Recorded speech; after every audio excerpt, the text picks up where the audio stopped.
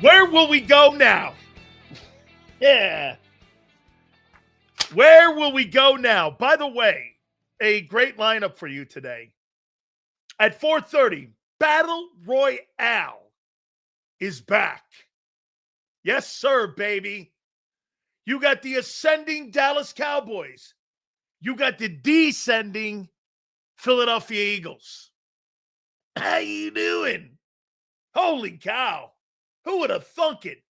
The NFC East race is still a thing, especially after this week.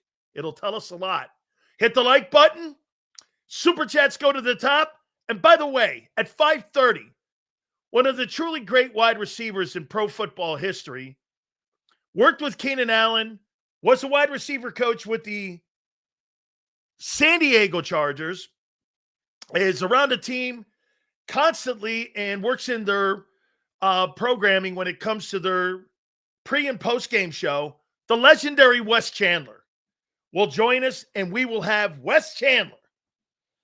He was on one of the greatest offenses in pro football history, Air Coryell. Wonder what he thinks of the modern-day Jalen Hurts offense. I mean, Air Coryell, one of the greats, Wes Chandler, will join us at 5:30. Hit the like button, and super chats go to the top. Accountability. Accountability. That's where we are now. So I'm watching that Hard Knocks thing. It was so Bob Lang scripted. Holy cow. It was so scripted. On the Eagles side, it was noticeable.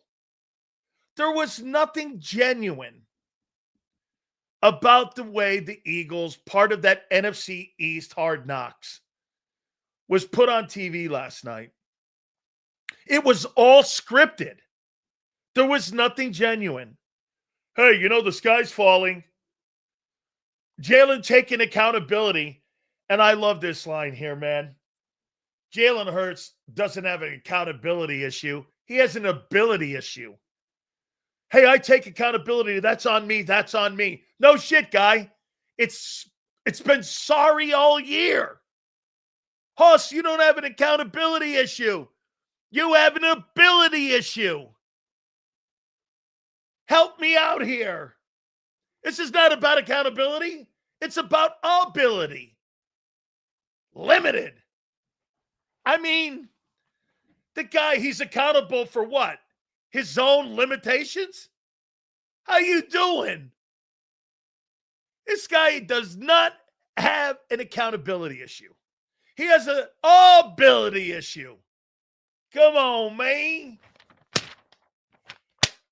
Let's be real here. It's about his ability. Hey, how would you like to be the offensive coordinator with a playbook you can't use 75% of? Hey, Sills, if AJ's traded in the offseason, you draft a receiver first round or a lineman or best player available, depending where they're picking. They need an offensive lineman. And, hey, whether or not they have a wide receiver, why would you waste a first-round pick on a wideout when you got a quarterback who can't get him the football? That's it. Let's get a first-round wideout. So why? So you have the limitations of Jalen Hurts and the 2-page playbook so that I could not throw to that first-rounder? Get me the O-lineman. Kidding me? Get me O-lineman. As long as Jalen Hurts is the quarterback, I'm not drafting a wide receiver in the first round. For what? Shit, you got A.J. Brown now. You've got Devontae Smith now, and you're still the worst offense in football. Okay? Come on, man. Come on. Ability issues 6 times. Bash, bash, bash. Y'all can have this shit. Why? Because you can't handle the fact your quarterback is limited? All the times I hear about the accountability of the guy, who fucking cares? Make a play. I'm sick of that fucking talk. Make a play, kid.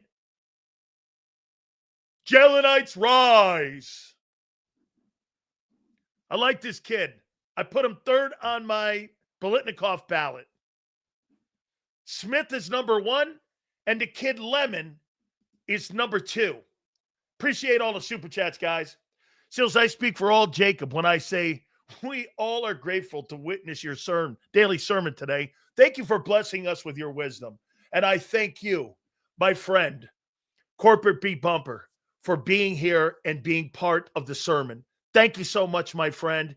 You are a worthy disciple in our crusade on spreading truth, justice, and the Big Sills way. KPS Presser was bad. Literally knee pads Nick's clone. I heard it. We're going to hit on that. My prediction, 1-4, baby. So we will draft a quarterback in round 1 or 2. Hold on. Let me, hey, Tyler, do you know what a chastity belt is? Because Jalen Hurts has the key to the Eagle chastity belt. It's called the no trade. You ain't getting rid of that guy until that guy feels fit. Stop with this. Well, let's get a new quarterback and move on. You're not going anywhere. I figured you know that, Sue. How you doing? Sorry. I found out today what hot yoga was. So I'm a little bit over here with some kind of craziness. I didn't know what hot yoga was until people were sending me these DMs from Lane Kiffin to co-eds at Ole Miss. So you'll have to excuse me, but I'm learning new jargon today. Chastity belts, hot yoga. Hey, come on over later on. My boyfriend's not home. So I'm learning a little new because I'm old man, get off my lawn guy, So I'm learning that, hot yoga. I learned that one today. I mean, hey, nothing like winning in the SEC. Chasing who? Or as my grandma would say, whores, right? Or like Rocky, too. I'm going to say a bad word here. Lane Kiffin's chasing whores and winning. Shit, can't get any better than chasing whores and winning. SEC football, baby. Come get it. It matters more. How you doing? All right. Did you do any Sileo? Where are you going through with the DDP invite? Excuse me, M. Reyes. I'm going to do the accountability like Jalen. I'm just going to pretend that I'm doing it and saying it and not really do it. So can we go there? Jalen Hurts, that thing was so fucking scripted. He's such a phony. That stuff was so, hey, that's on me, man. No shit. I mean, hey, that's on me. I missed it. You've been missing it all fucking year. I mean, hey, that's on me. Really? It's week 13. That's on me. Dude, I get it in the exhibition season. This is fucking week 13 or 14, whatever the hell it is. That is accountability. Week 14? Give me a break. The simplest answer is just to get a coordinator and fits Hurts' style of play. But that's too easy for these intelligent people to figure out. Marshall, if that's the case, you're not wrong. You're not wrong. Why haven't they done it? Because they don't want to do it. They don't. Hey, Marsh, did you ever think of this? Guys, I think I figured out why you got a first-year coordinator. Why? What does a first-year coordinator bring to the head coach? Okay? What does he bring to the head coach? A first-time coordinator. What is the one thing he brings that the coach will covet it more than even his understanding of what they're asking him to do? Nothing. Not true. Donuts. Okay. Ask, let's see. What does Nick even do, honestly? You guys are not getting it. Here's why you hire an inexperienced coordinator. You have more control of Jalen. The more you limit the playbook, the more you have control of him. If you have a high-priced and a high-volume passing coordinator, that book's going to be open to that guy getting to the line of scrimmage and calling any play he wants, like Matthew Stafford. If Stafford has a play called in by Sean McVay, do you know that play probably has 17 different variations? That if he sees something with his landmarks and his points of reference in the passing attack, and he finds out where the strong safety and free safety is, that Stafford can go to 17 different variations on where he can go in the passing game. That's called pre-snap reads, pre-snap understanding, and more control of the offense from the quarterback. Sean McVay doesn't have control of the quarterback. Stafford has control of the offense. He's more of a suggestion guy. Kevin Patullo and Nick Sirianni are demanding that you run this play. Hurts really doesn't have a lot of latitude. And if he wants latitude, you keep it basic with 17 or 15 plays. You control your quarterback more. The less volume of plays is the less you have a chance of making mistakes with a guy who's limited. Especially, by the way, it's not Jalen Hurts that's limited. It's their mentality of how they see Hurts. They see Hurts as a limited quarterback. You know why I call Jalen Hurts limited? Because your coaches call him that. Did you ever wonder where I got that from? Nick Sirianni and Kevin Patullo look at Jalen Hurts as a limited player. Why would I think that? That's not a big volume passing. I guarantee you that playbook is not very big.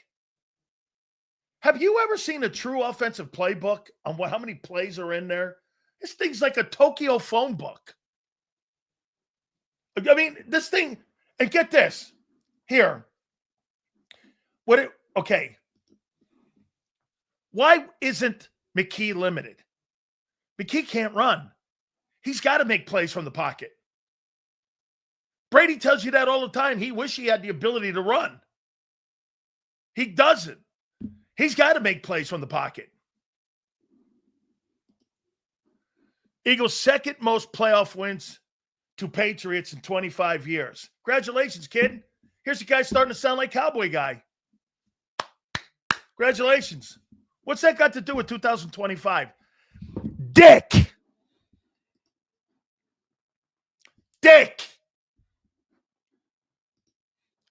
A complex offense does not equal a successful offense. Just ask John Gruden. Okay? Actually, it's more so the fact that you're right.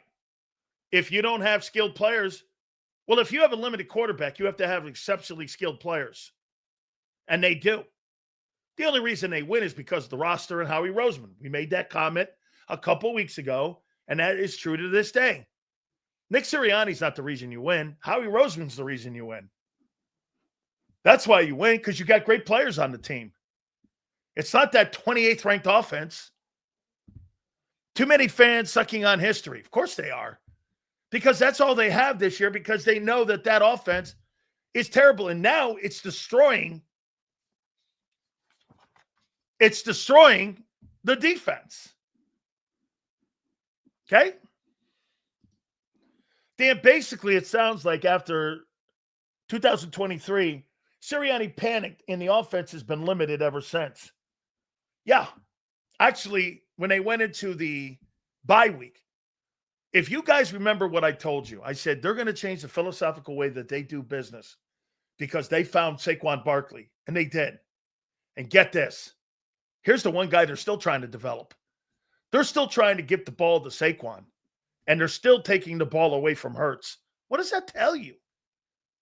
They call plays where nothing is there, and they keep calling these plays with nothing there for Saquon Barkley. And they don't open up the offense passing-wise. Why? Because they think the player's limited. You and I may think Jalen Hurts is a fine ball player. The way they're coaching him, he stinks. Hey, let me ask you this too. Does anybody think the way that the Jets coached Sam Darnold? So if the Jets coach Sam Darnold bad, and then Sam Darnold goes to the guy in Minnesota, and now he's with the guy up in Seattle, and he's a better player because he's got better players and better coaching around him. How are those guys turning that around, and you're not seeing the same thing in Philadelphia? Sills, I'm going to use Jimmy line. Use Jimmy line. You draft inside your division. I'm going to use a Jimmy line. You draft inside your division. You draft to guard to limit Williams and Lawrence. Yes. So you're saying, Kyle, you want to draft in the middle of the offensive line, guards and centers next year, because you're going to have to deal with Quentin Williams and with Dexter Lawrence for the next 3 or 4 years. Absolutely true. Yes. Always draft in your division. Sills, did the tush push destroy the health of the old line? Plus the 2K, I think that also had an issue. You win Super Bowls from the pocket, which is why no dual threat quarterback has won any from Tarkenton to Jackson. Jalen is a one-hit wonder. Well, if you remember right, I mean, Tarkenton had some good players and he had a really good offensive line, but he did hold the record for the most passing yards in pro football history until Fouts broke it. So Tarkenton had the all-time passing record for yards in a career. He wasn't just a dual threat guy. He was also a guy that went to 3 Super Bowls. And I know he didn't win any of them, but Tarkenton was a heck of a ball player. And he could throw the football. 3 and outs without Jalen being a threat and the running backs not being a threat makes you one-dimensional. Makes you one-dimensional, makes you no-dimensional.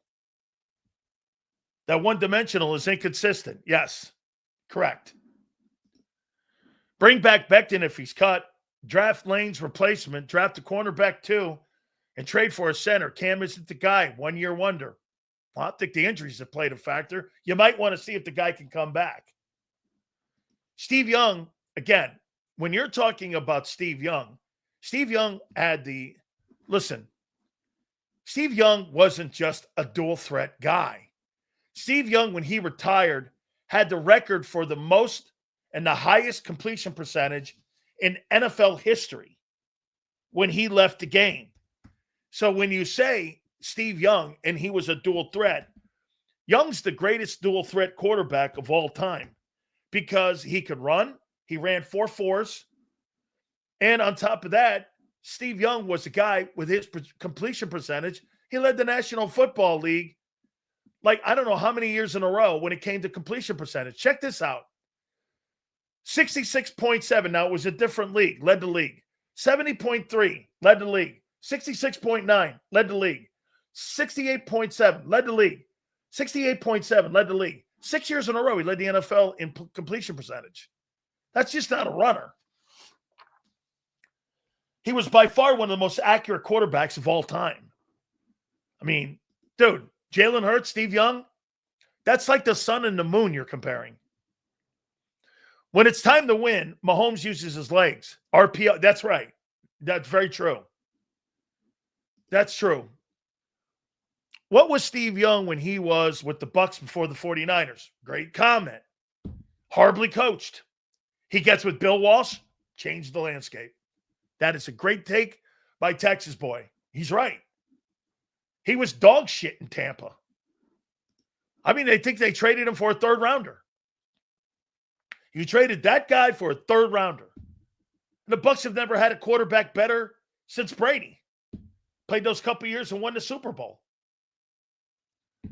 Sills, to be honest, I don't think it's health, man. I see the lack of hunger from everyone, including the quarterback. They climb the mountaintop and they're done. I think there's a little of that.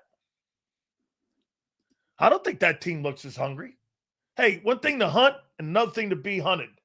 They're being hunted. Every single team that lines up against you, that's their Super Bowl. Jalen is nowhere near Steve Young as a player. As a winner, Jalen is there, though, because Jalen is in the right situation in the right organization. Hey, Forrest, to sit there and say that Jalen Hurts is any more of a winner than Fran Tarkington is ridiculous, because Fran lost 3 Super Bowls. Jalen's in a better organization. Got better teams around him. Got a better general manager. This is not college football. We have 100 guys. You got 50 guys that you got to go play football with. 50 guys. You don't have 5 starting guys behind every guy. You have 1 guy. Hurts is a poor leader with an attitude. I think his attitude is spread through the team, and the team is tired of Hurts. I don't think anybody ever really thought Jalen was some sort of superstar leader. You know how I know that? I've never heard him speak up at all for anybody. The only person I've ever heard speak up is AJ. Do you know what the problem with AJ Brown is in Philadelphia with that Eagle team that people don't like? The quarterback is not standing up. That's an indictment on him. Every quarterback that I ever hear, I always hear those guys. I hear Joe Burrow stepping up for his teammates. I hear Stafford stepping up for his teammates when needed. Now, they're not going to go crazy and over the top, but every single guy that has any kind of equity, and I would think Jalen has some equity, they stand up for their guys. Like, did Jalen ever stand up for Brian Johnson? Fuck no. Did he? I don't ever remember him. I don't ever remember Nick standing up for him. I mean, I don't ever remember anybody standing up. How about Jalen Hurts saying that AJ's right? Why don't you take accountability that way? Now, wait. So let me get this right. You guys say that Jalen Hurts in that Hard Knocks last night was taking accountability. I'll even ask Zander this. So who takes accountability more for 2025 and what goes on week to week, AJ or Jalen? After that orchestrated bite you saw in Hard Knocks. AJ's taking accountability after every game and taking the arrows with it. Hurts is doing it behind a television camera. I don't believe that. AJ Brown's at a press conference. Someone asked him the question, offense sucks. And he means all of us. I'm taking accountability for I threw a fucking shitty pass in a game. You see the wide receivers going like this? It's bullshit. I thought that was so phony. As a guy who sits next to people and been there and looking at that stuff, in the heat of the moment, I thought that was orchestrated bullshit. I mean, I didn't buy it. That made me think AJ's more of a leader, actually. You know, I came away with Hard Knocks liking AJ more. By the way, did they show AJ at all last night? Anybody? Did they put AJ in front of the mic at all last night? I got to go back and watch all of it. No. They didn't put AJ. So AJ was nowhere to be seen last night in Hard Knocks. Gee. I wonder why. So wait. Let me ask you this. The guy who's made the most noise all year, you didn't have him on Hard Knocks? You had the choir boy and the other guy, Devontae. No AJ. The guy who made all the noise. Got to hand it to Bob Lang. Well done. That's a bullshit show now. I won't watch another minute of it. You don't put the guy who's been the loudest guy in the building in front of the mic for Hard Knocks, and you put that stiff Hurts, who's phony as shit, with accountability. And you go there with that? Okay. Hey, maybe there's more M races out there than I thought. That's bullshit. I wanted to hear from A.J. Brown, not Jalen Hurts. Accountability. You'll believe anything. The media has you like conditioned. You know, like those people over in the Middle East when they program those idiots, you know, to be bad folks.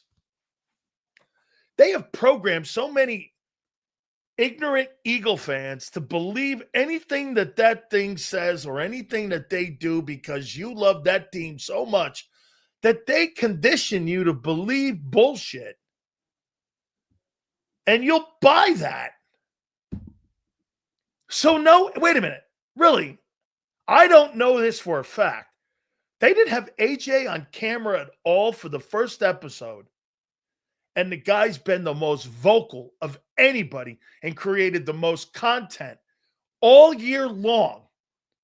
You didn't have anybody put a mic in front of him and go, and all we watched was the last two losses of the Eagles and no A.J. Brown. What a bullshit Hard Knocks.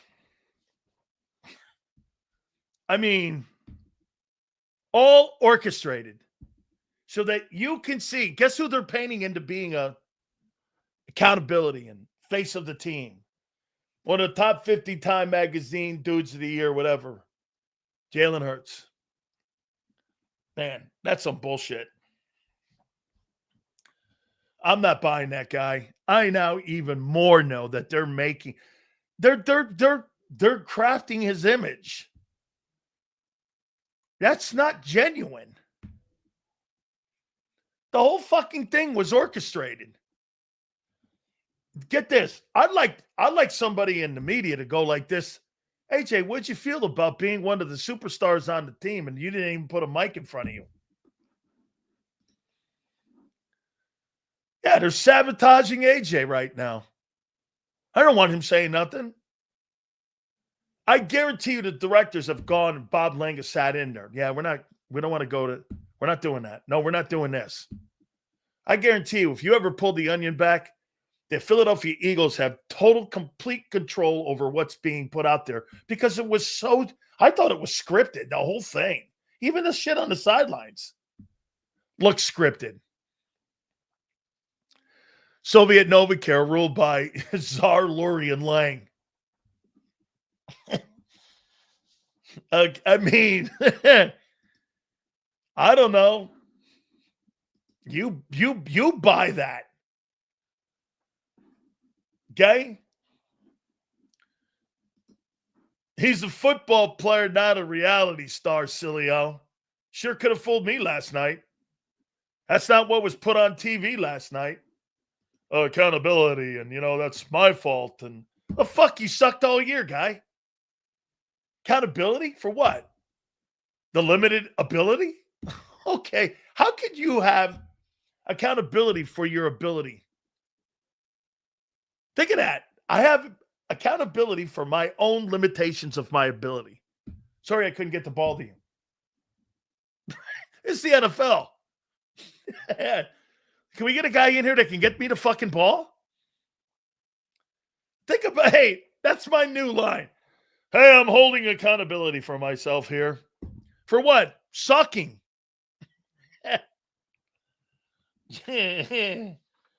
Oh, my God.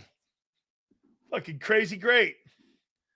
I ain't going to front Hurts as bad actor first. Okay, wait a minute. I ain't going to front Hurts is a bad actor. That did not look scripted. Didn't look scripted? I thought the whole thing was scripted. Hey, didn't you know, Nick? The sky is falling. I was like, I'll tell you what, Sirianni was okay off camera. He actually looked like a human being. Instead of, you know what, Nick must have something wrong with his neck. What bomb? What Howie? What bomb? What Howie? What bomb? What Howie? Hey, Kevin Patullo today. Hey, look here, man. I know. I listen, I know you like your job. And I know you like Nick. Jesus criminy.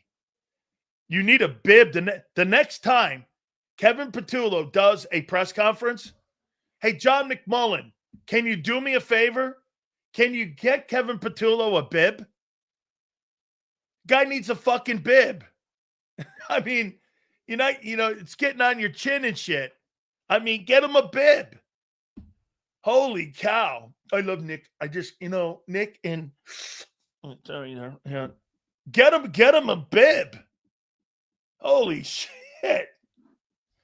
I just love Nick. I just love Nick. And bibs you tie around your neck, little kid, guy's got a sippy cup and shit like that, Get him a bib. Pre-game literally 5 minutes before Jalen said, hey, they were number one takeaway defense. Well, we're the number one ball security team. Proceeds to turn the ball over twice. Accountability. Oh, my God. That's fucking great. Accountability. Sills, you can't read shit. I said it did look scripted. That Miami education's a motherfucker, isn't it? Yes, it is, Marsh. Yes, it is. Thank you, Marsh, for understanding. I didn't go to Miami to get a degree. I went to go to Miami to get the degree that folded and put in my wallet. Thank you, brother, and I appreciate you. Scripted. You know who wrote it? M. Reyes. Jalen, stand over here. Nick, I'm looking up because M. Reyes can't stand up for himself.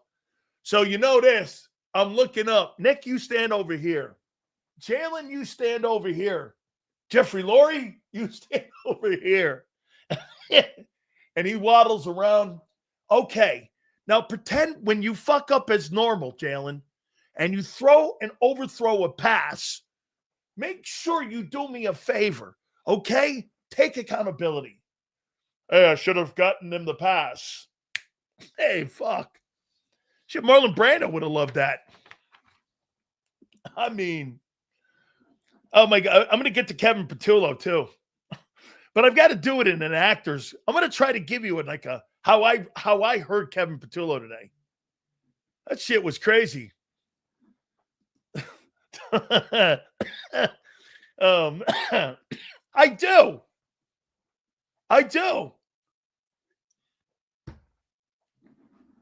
He's fabulous content.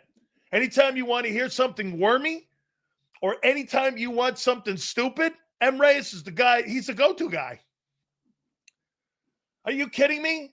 You want to know something gobbledygoo? There's a thing called gobbledygoo. Gobbledygoo. Okay? Anything related to Eagles, it's called gobbledygoo. Gobbledygoo. Yeah. It's Italian. Gobbledygoo. What does gobbledygoo mean? Well, he needs a bid for it. Gobbledygoo. If Hurts is such a great quarterback, then how can the offensive coordinator make him look so bad? How can the offensive coordinator make a guy that's limited look bad? I don't know, because the guy's limited. You're not getting this. Kevin Patullo doesn't know how to call. Here's his problem. It's not putting a game plan together. Can you imagine putting a game plan together for a guy who can't throw the ball? I mean, what have you been right about, Reyes?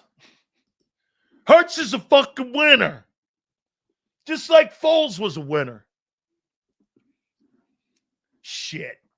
I could get any quarterback to come in here and throw the ball 325 times and hand the ball off and have A.J. Brown, and I get anybody in here to win. Nobody wants to throw that in there. I get anybody to do what Hurts does. He's replaceable. He's a winner. No, he's not. He listens. Don't throw the ball. Don't turn it over. Can you imagine? The two things that they tell him to do. Don't throw the ball too much and don't turn it over. They don't ask him to make big plays. They tell him by their actions. Okay, here, I'm going to show you something here. And I know that you guys are completely, because anytime you see a guy with more talent, you guys, you just dismiss it. Justin Herbert's a better quarterback than Jalen Hurts will ever be. He's not night and day to Jalen Hurts. Anybody on the planet with a brain would see this. Anybody on the brain knows this. Here, let me show you something. So, and I'm going to give you the organization. The Spanos family sucks. The Spanos family is terrible. He's terrible. They're terrible. They couldn't win with a Dan Fouts. They couldn't win with Phillip Rivers. They couldn't make the right hire until they got Jim Harbaugh now. Okay, it's been a terrible organization. You're right, Seals. KP is the hardest job in sports, trying to get Jalen to throw a spiral, like trying to get milk from an almond. Hey, here, I'm going to give you guys, here's Justin Herbert in a shitty organization with Brandon Staley. So his first year, he throws the ball for 595 times. The next year, he throws for 682.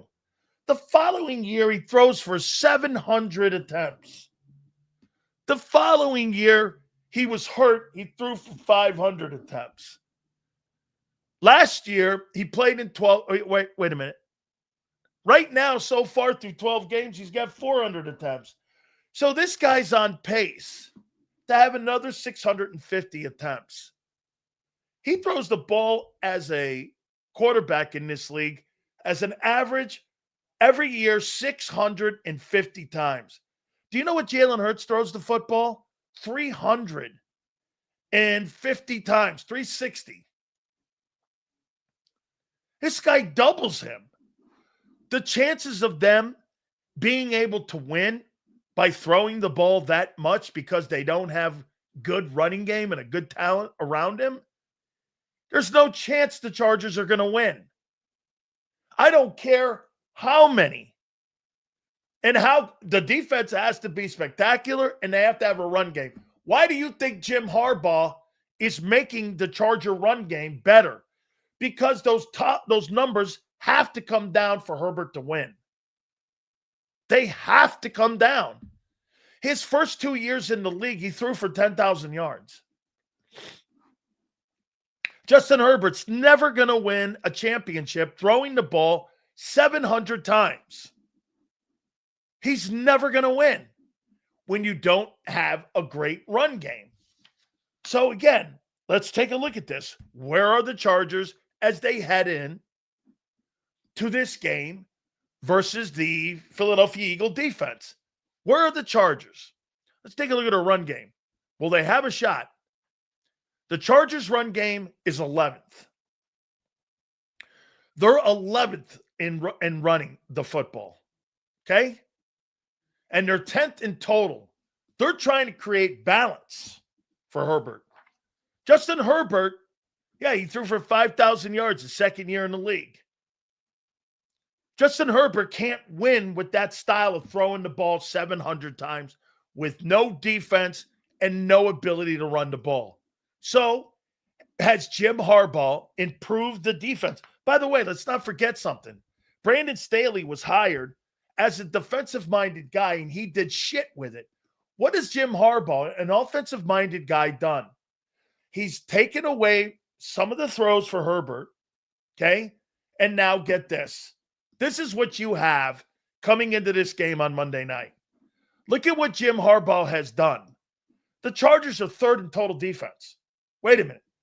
They've improved the run game, and their defense is better. They're third in total defense. They're second in pass defense. They are 12th in rushing defense.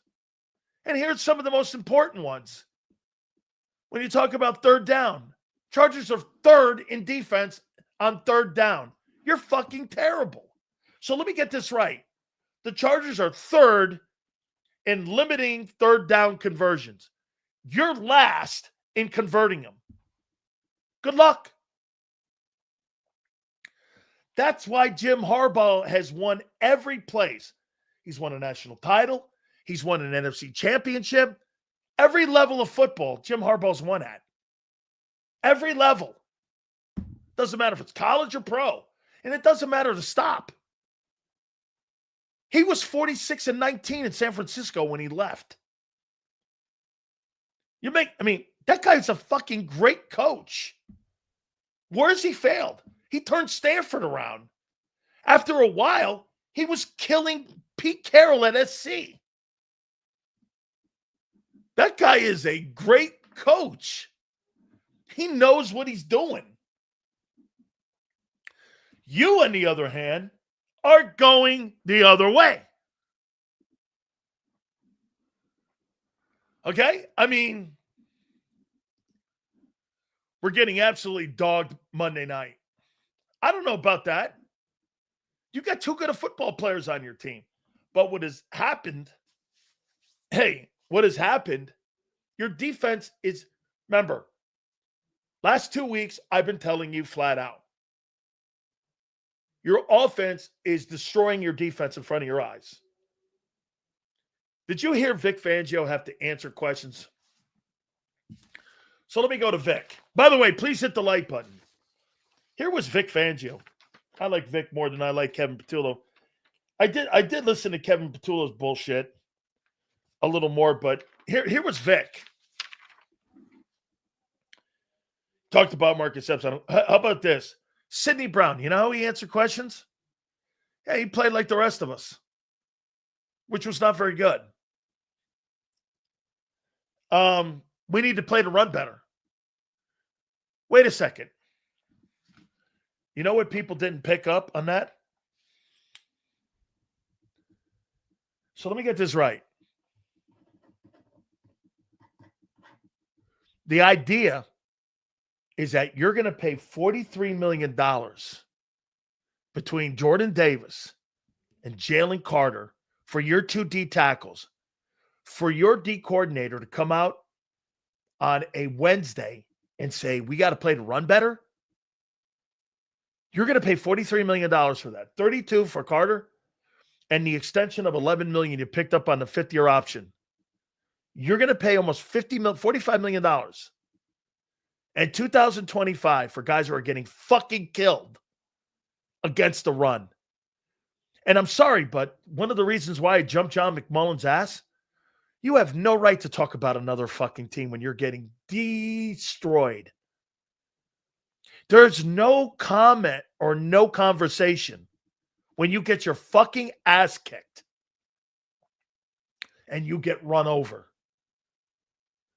There is no conversation I want to hear when a team lines up with a quarterback who's also limited in Caleb Williams, and gets fucking run over. You got run over by a one-dimensional football team. A one-dimensional team in the Bears crushed you. One-dimensional. Crushed you. Dual threat. Wishbone hurts.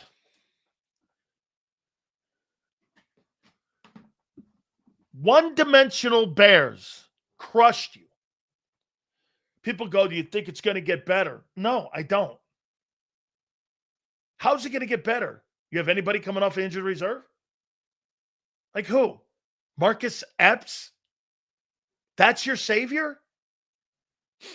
Okay.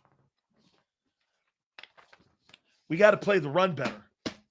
With two guys that, one, are looking for a 3-year contract extension in Davis, Carter looking for a landmark deal. Fuck that.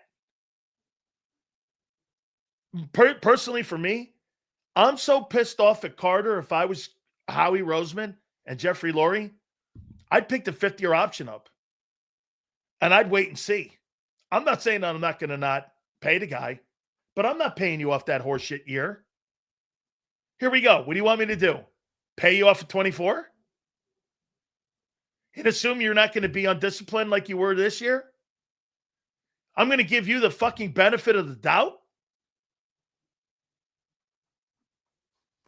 Why?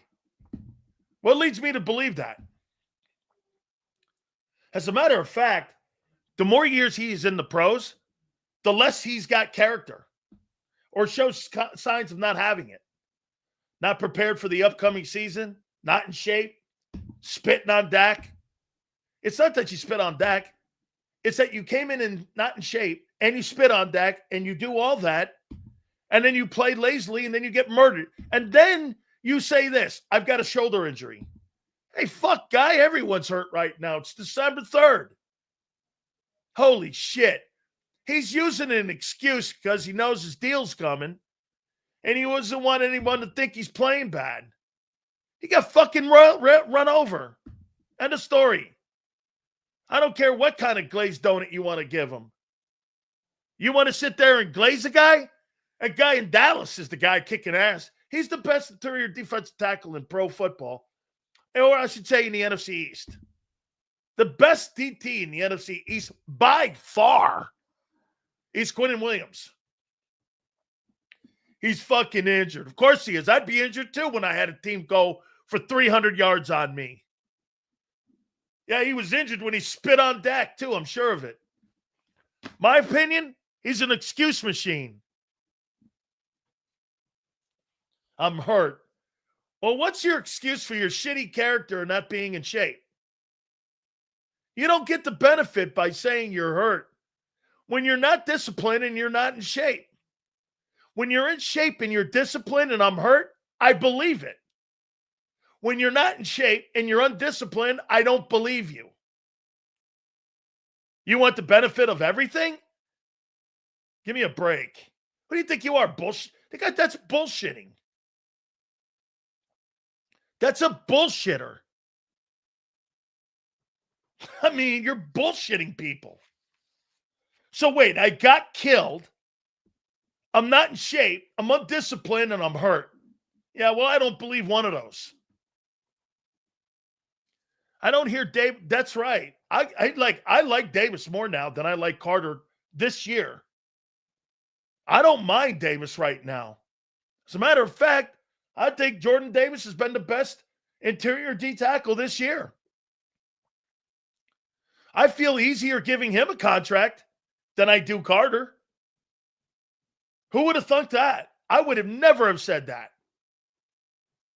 I think there's a problem with his character, Carter. That guy's got a character problem. I don't know. Just, it seems like a character deal to me. I think that's a guy you got to keep an eye on. I mean, I like Jordan Davis's play this year. Came in shape, playing hard. He's trying to be as consistent as he can. I'm okay with Davis. Isn't it? But here's the problem that Eagle fans are going to have with Jalen Carter. Okay? Here's the problem with him. His upside is 10 times Jordan Davis's. And you're falling in love with the potential. As I've told you before, potential means you haven't done it yet. Nobody talks about Quinnen Williams' potential. They know it. Nobody talks about, like, Micah Parsons and his potential. They see it. You don't see potential. That's the problem with saying that word. You only think it. Every time you use the word potential, this guy's got great potential, that means you haven't seen it yet. For great players, no one ever uses that word. That guy's fucking great. I mean, Chris Jones has no potential. That's who he is. A.J. Brown, there's nothing with potential. I mean, you guys keep bringing up Jalen Hurts' ceiling. That's code for potential. You're still talking about a $50 million quarterback 6 years into his career, about what his upside is still. What his upside is. Fuck, we're halfway through his career. What do you mean upside? upside. 6th year in the league, 5th year starting, and you're still giving me shit about upside. You've changed the wording because you don't want to embarrass yourselves that much. Okay? You change the wording and you go ceiling. Ceiling. Here, listen to this one. Here's another one Vic said. John Campbell not getting on the field. He goes like this. Yeah, I should have got him in more. You know why he couldn't get him in? Because the Bears were running you over. And there wasn't a break in the train wreck. Train wrecks don't stop. Okay? They keep going until the train's off the heels, off the rails, and it crashes. He couldn't get John Campbell in because the thing was going off the rails. That's why they couldn't get him in and get him into play. Because the Bears were just running him over. Bang, bang, bang. Train wrecks don't stop.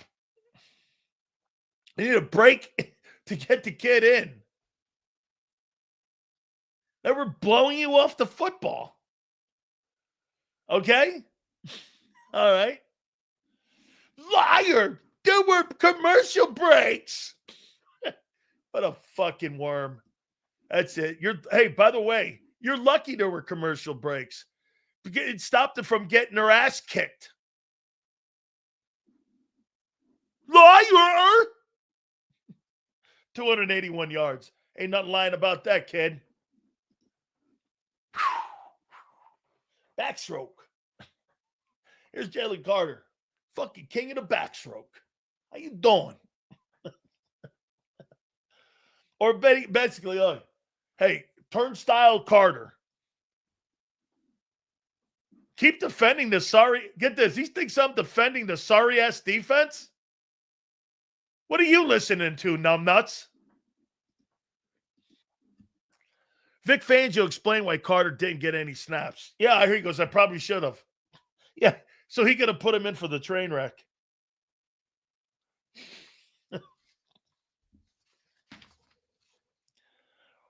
We didn't play well running against the run. By the way, he said this.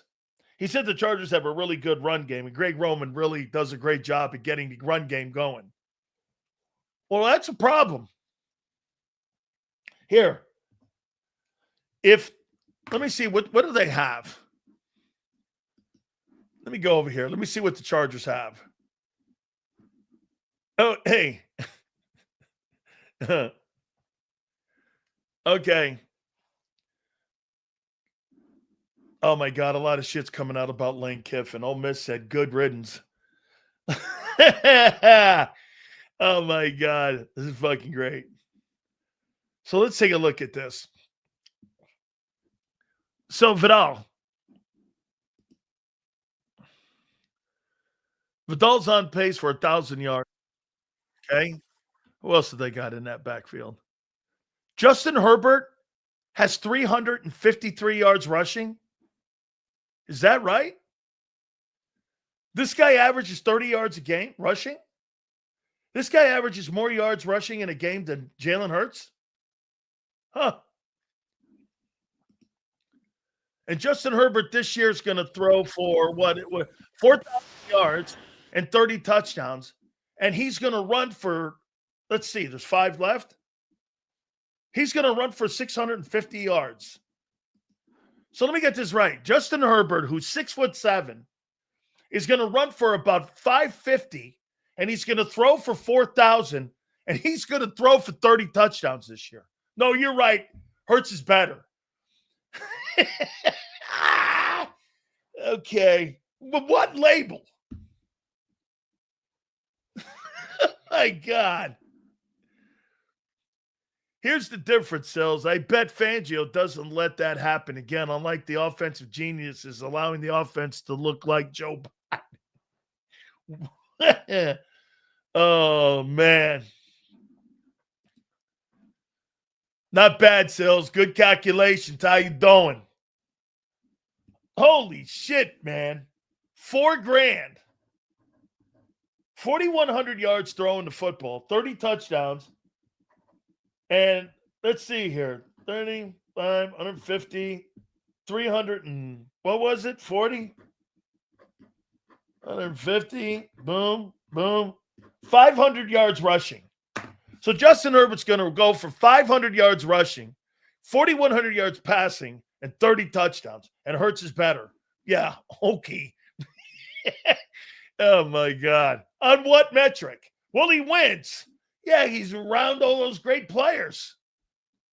Can you imagine Justin Herbert in Philly? Holy cow. I mean, you guys are hoping for Scanner McKee. Oh, let me take a look at the wideouts that they have too, Los Angeles. So let's take a look. Okay, wait, what? All right, hang on here. So Ladd McConkey, is he that white kid? Yep. That white kid's going to get, let's see here, about 1,000 yards rushing. Let's see the other guy. Keenan Allen. Love Keenan Allen. Know him well. He's got another 900 yards. Who else is? Orlando Gatson Jr., by the way. He's on pace for 800 yards. Okay. That's 3 guys. Let's take a look at this. Surely there's not another guy. Quentin Johnson. Is that rookie kid? He's on pace for another 800 yards. So wait a second here. It can't go deeper. No. So in the Los Angeles Chargers offense, you got a guy with 1,000 yards, 900 yards, 800 yards, and 800 yards in receiving. You got 4 different dudes on pace for nearly 1,000 yards. Is that right?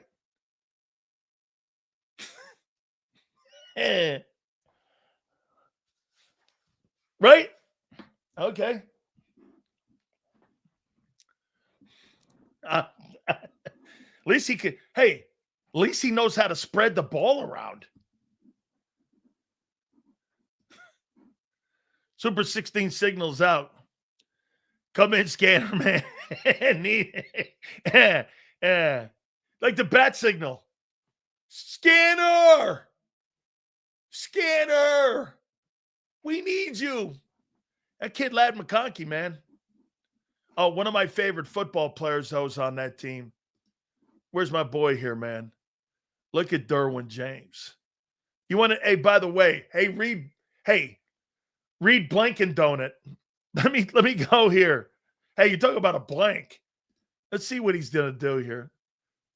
Let's see here. What's he on? Hey, Derwin James gonna have 100 tackles and like 6 picks from the safety position. And by the way, about 6 KOs.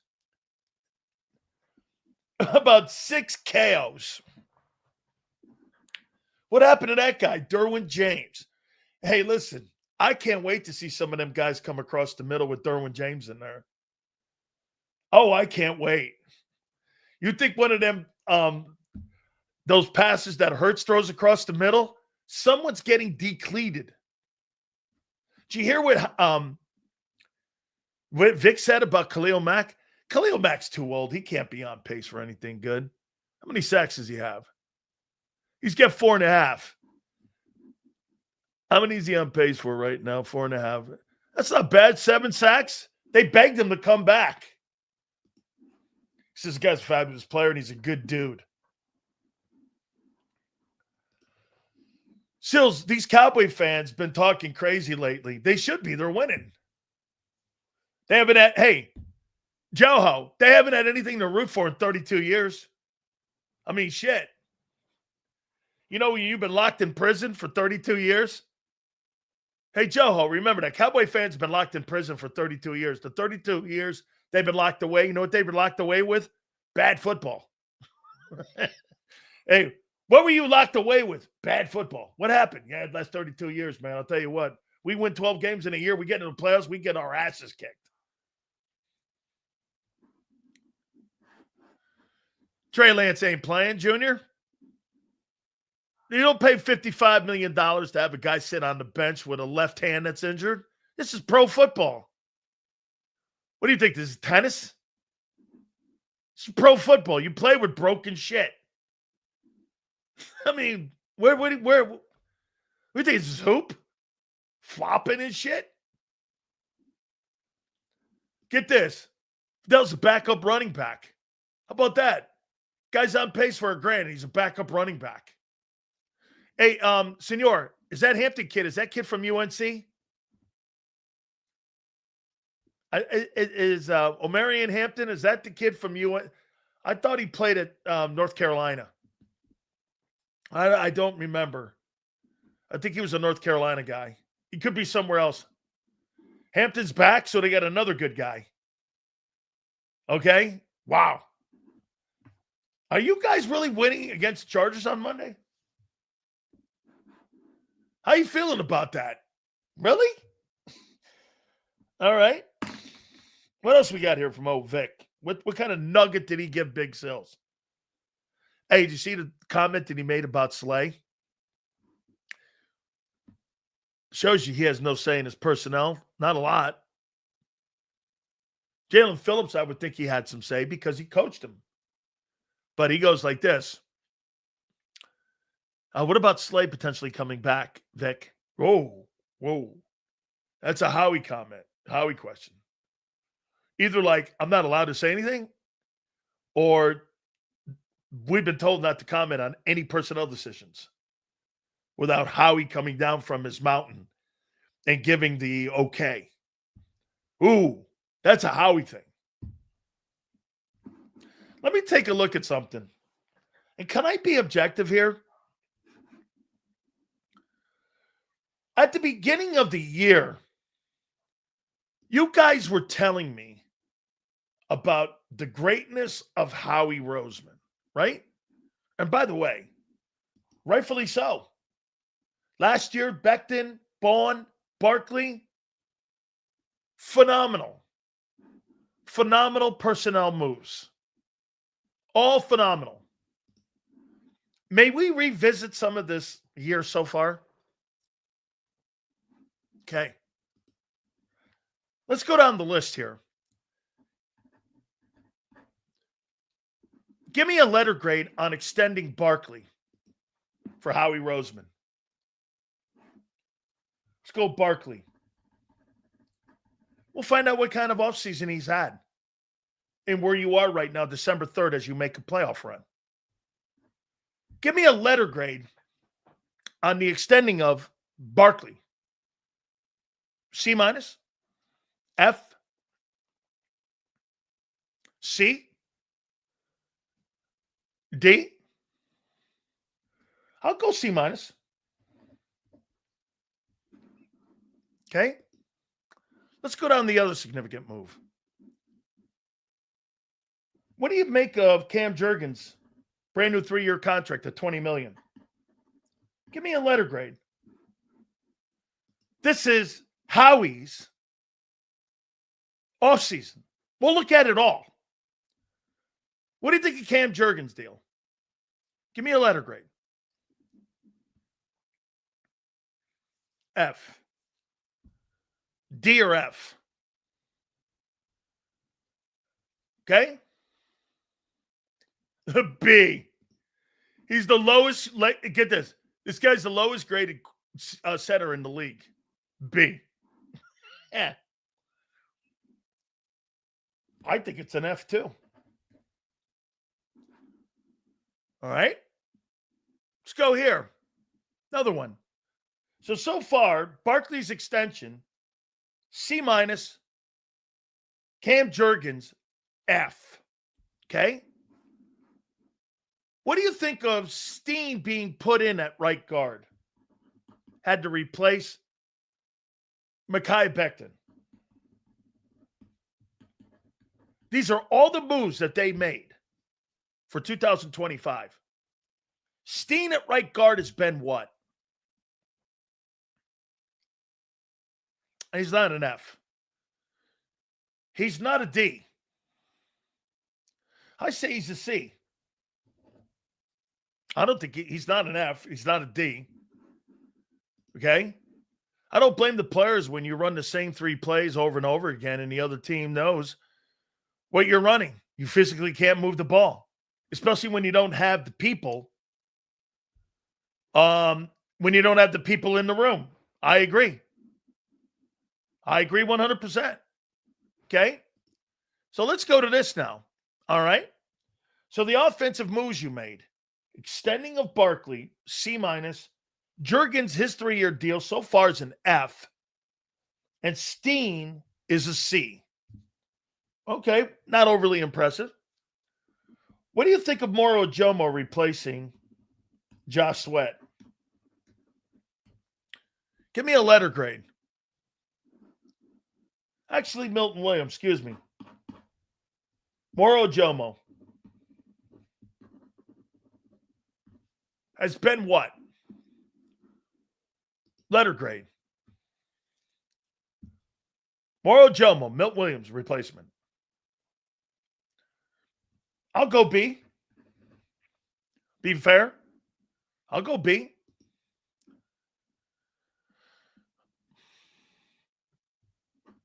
Jordan Davis, 5th-year extension, or picked up the option. Good move or bad move? I think it's a good move.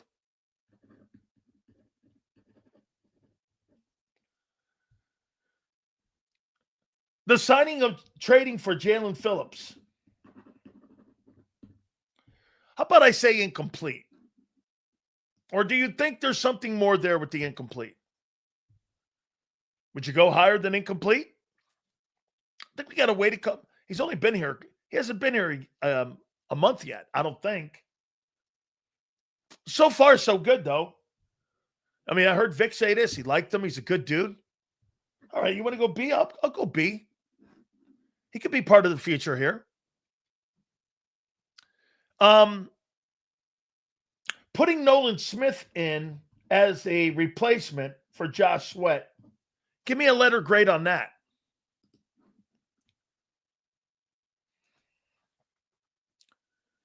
Josh Sweat, Nolan Smith. What do you think that move is? By the way, it's a 30th pick in the draft. That's the Josh Sweat replacement. It's Nolan Smith Jr. I think he's a D. Let's go here. This is Howie's moves. Left cornerback. Anybody from Ringo to whomever. Dory Jackson. Replacing Slay. I mean, that's a D- at best. Sidney Brown. Free safety. Makuba.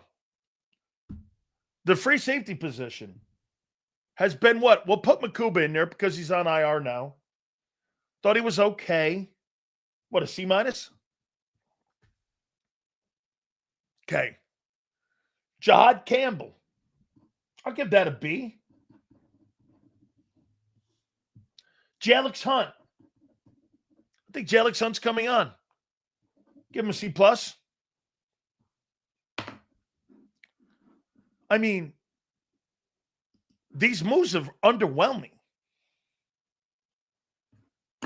C- for Barkley. The extension was stupid. Why? A reward for having what you did in 24? I kind of guess so.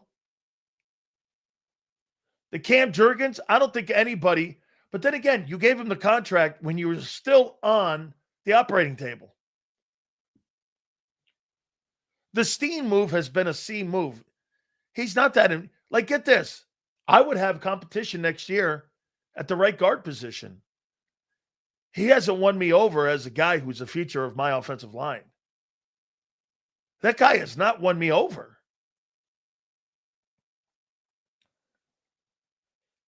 Moro Jomo has. Davis has actually played himself into good graces with me. Especially when I look at Carter. Jalen Phillips, I like what I see. Nolan Smith, I don't. As a matter of fact, Nolan Smith is who we thought he was. He's a backup specialist. Can I tell you who Nolan Smith is? He's Bryce Huff.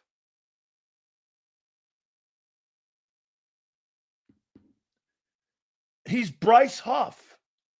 Sills, he plays the run better. Yeah, when he's out there.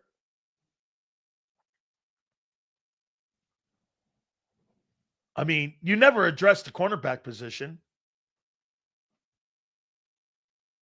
And when you tried to put, hey, they got a reality check when they put Cooper DeJean out there in corner. They got a reality check. He ain't that guy. These moves have been all underwhelming. Carter's biggest play was spitting on Dak. Nolan's been hurt most of the season, but yeah, he's been super disappointing. Well, isn't that part of the MO? He's hurt, and that stunts his play and his ability to play. Hey, Brandon, that's part of it. Right? Sills, would you move DeJean to safety after Reed Blankenship leaves? You know what? Vic likes him in his defense where he is, and anything Vic says where he thinks he can make a bigger impact, and if he thinks he can make the impact bigger out of that nickel, I'm leaving him there. But for base, not that the NFL teams are in base all that much. Sure, I mean, if you want to put him in there. I mean, look, the question about Makuba was going to be his health too, and he's missing time. They surely draft undersized people a lot in Philadelphia. Dean, Smith, Makuba. These guys are all undersized, man. And I get it. They're going for speed. I do. I get it. They're looking at speed here. Not a rookie deal, in my opinion. Not on a rookie deal. Who's that? I'm not sure who you're talking about. I'll be at the game Monday night with my Put Scanner McKee in the game poster. Oh, my God. Okay, so you're going to be at SoFi. I got to tell you, man, I think the best thing ever to happen is that the Eagles aren't playing at home. You shit the bed at Lincoln Financial and you don't win this game and you lose 3 in a row. Oh, my God. Oh. This will be worse than the 23 meltdown because you didn't know that you had that coming.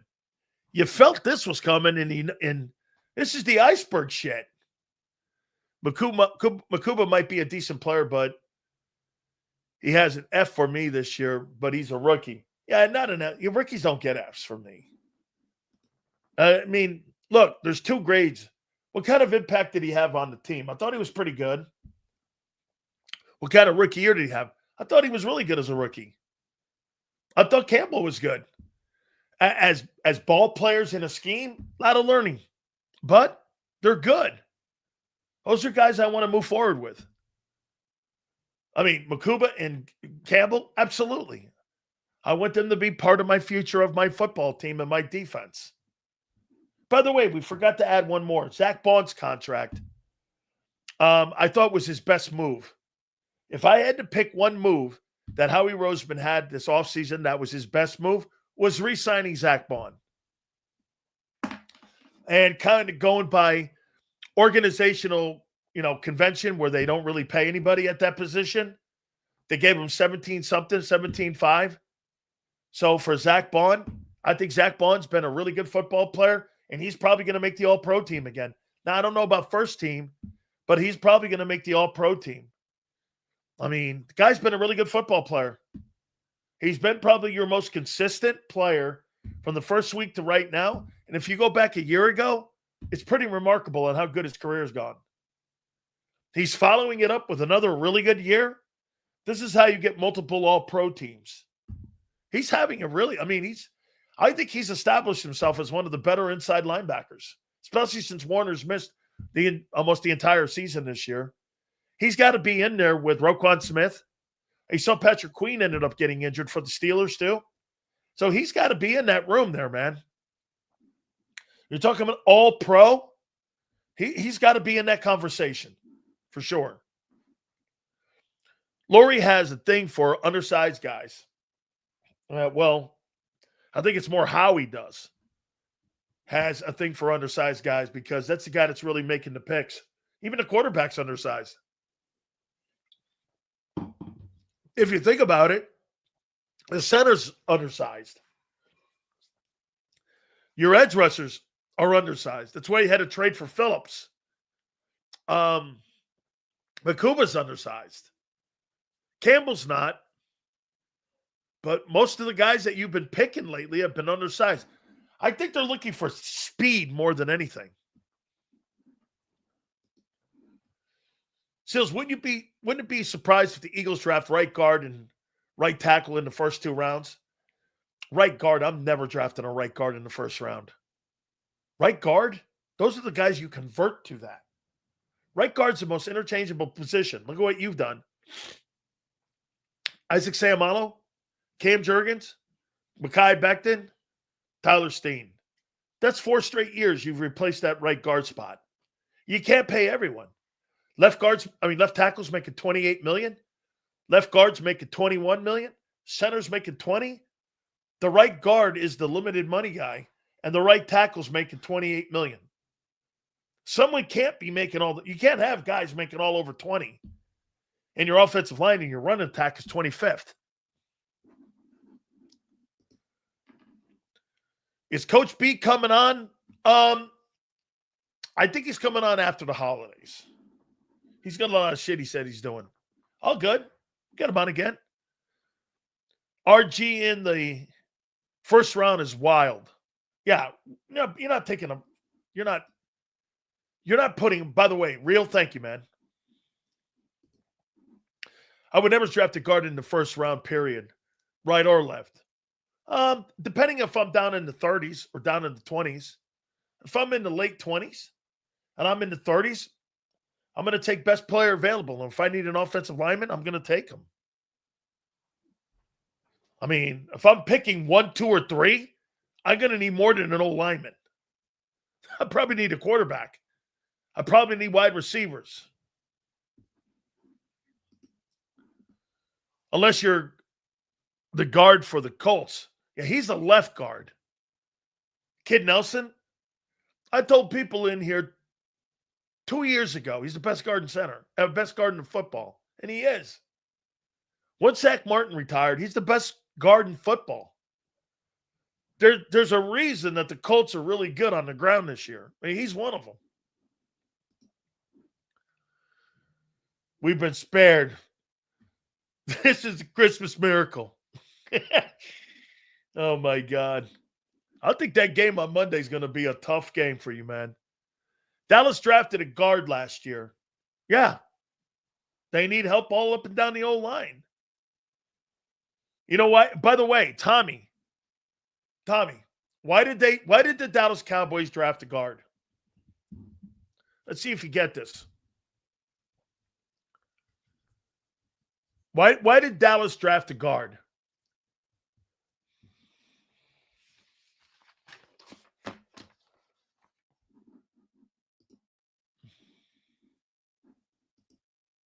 Yes. Yes. Carter. Yes. Dexter Lawrence. When you got dominant players in your division, Carter and Lawrence, you got to block people. You got to draft people to block them.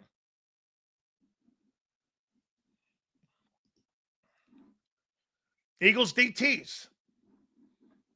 Yes. What happened to Ty Robinson?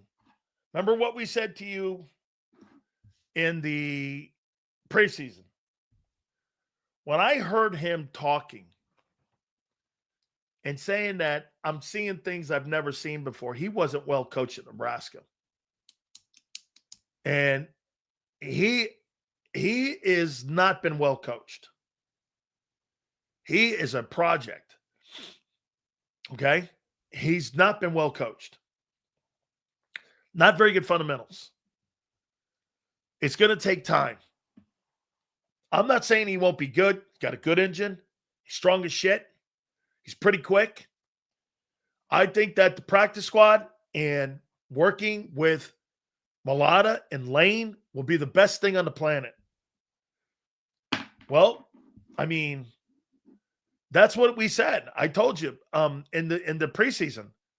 He's a long way away from being a contributor. I heard somebody ask that question, and Vic answered it too, and he goes, could it possibly be that he gets a little more play? You know why he might get play? Because he is a stout guy, and they need to stop the run. And you got a lot of undersized guys in there, especially on the edge. So they may put him in there because he's a bigger dude. Look at this guy. Tai who? Yeah, that's what happens. Out of sight, out of mind. Let me get to Kevin Patullo. Holy shit. I mean, this is always going to be way shorter. Look, Kevin Patullo's is always way shorter. Here's Vic. Here's the notes I write on Vic. Look at this. This is Vic. Watch this. Look at this. This is Vic. I think I got one more. Yeah, I get the bottom. There's Vic. Here's Kevin Patullo. Where's Kevin Patullo here? The top. Just the top. KP. There's not really a lot of shit there. I am going to say this, though, about Kevin Patullo. I really liked how he handled the question about vandals going to his home. I loved it when he said, listen, we've won 2 NFC championships. We've won a Super Bowl. We've had a great time going to the playoffs. We've won a ton of football games here. And we really enjoy being here. And we've had great, passionate fans. It's a wonderful place, and it's been the greatest experience of our lives being here. And we cherish all of it. You cross the line when you come and you do things like this. The only thing I could say is we're moving on. And what we want to do is we want to move on. We enjoy being here. I thought it was a classy comment. I really did. I didn't feel that was really orchestrated. I thought that was really from the heart from the guy. Because it's true. 2 dudes, again, albeit going to a home where you got children and a woman there and your wife there.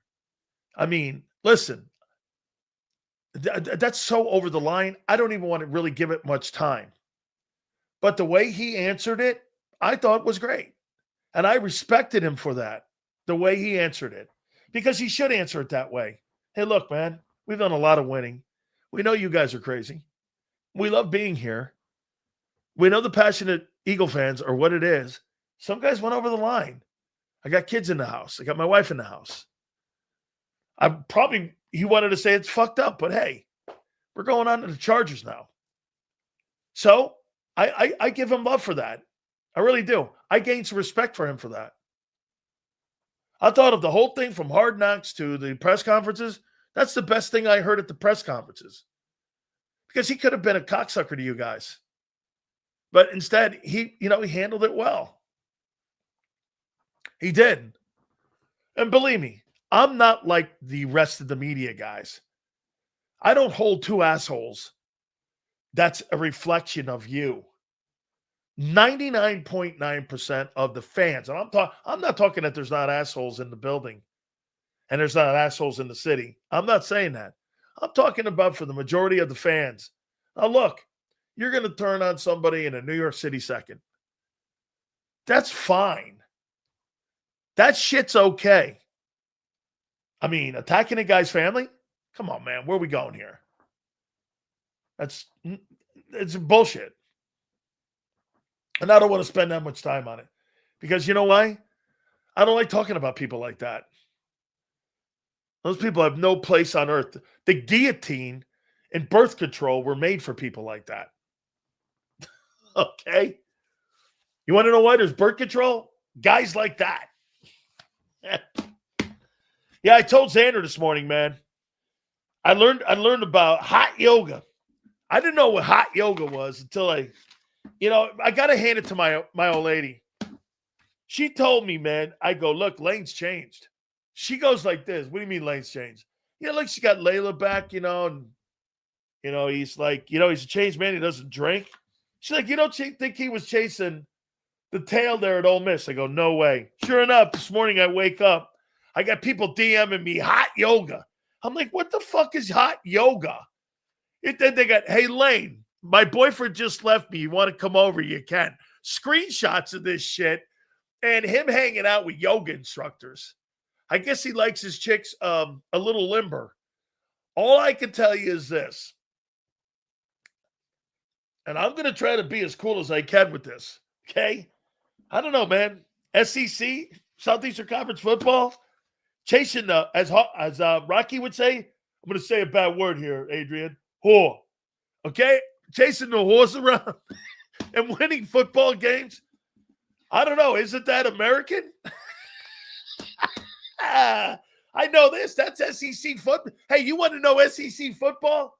Chasing tail and winning ball games. And chasing down Alabama.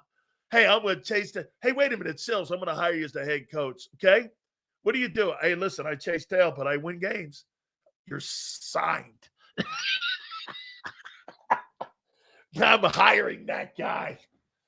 And what's on his resume? Well, this guy chases chicks. Okay. What's his win percentage? What's Sirianni? 767? You're fucking hired. And the man that exactly knows what I'm talking about, who hung around Tuscaloosa. See, from what I understand, there used to be a Playboy issue called the Girls of the SEC.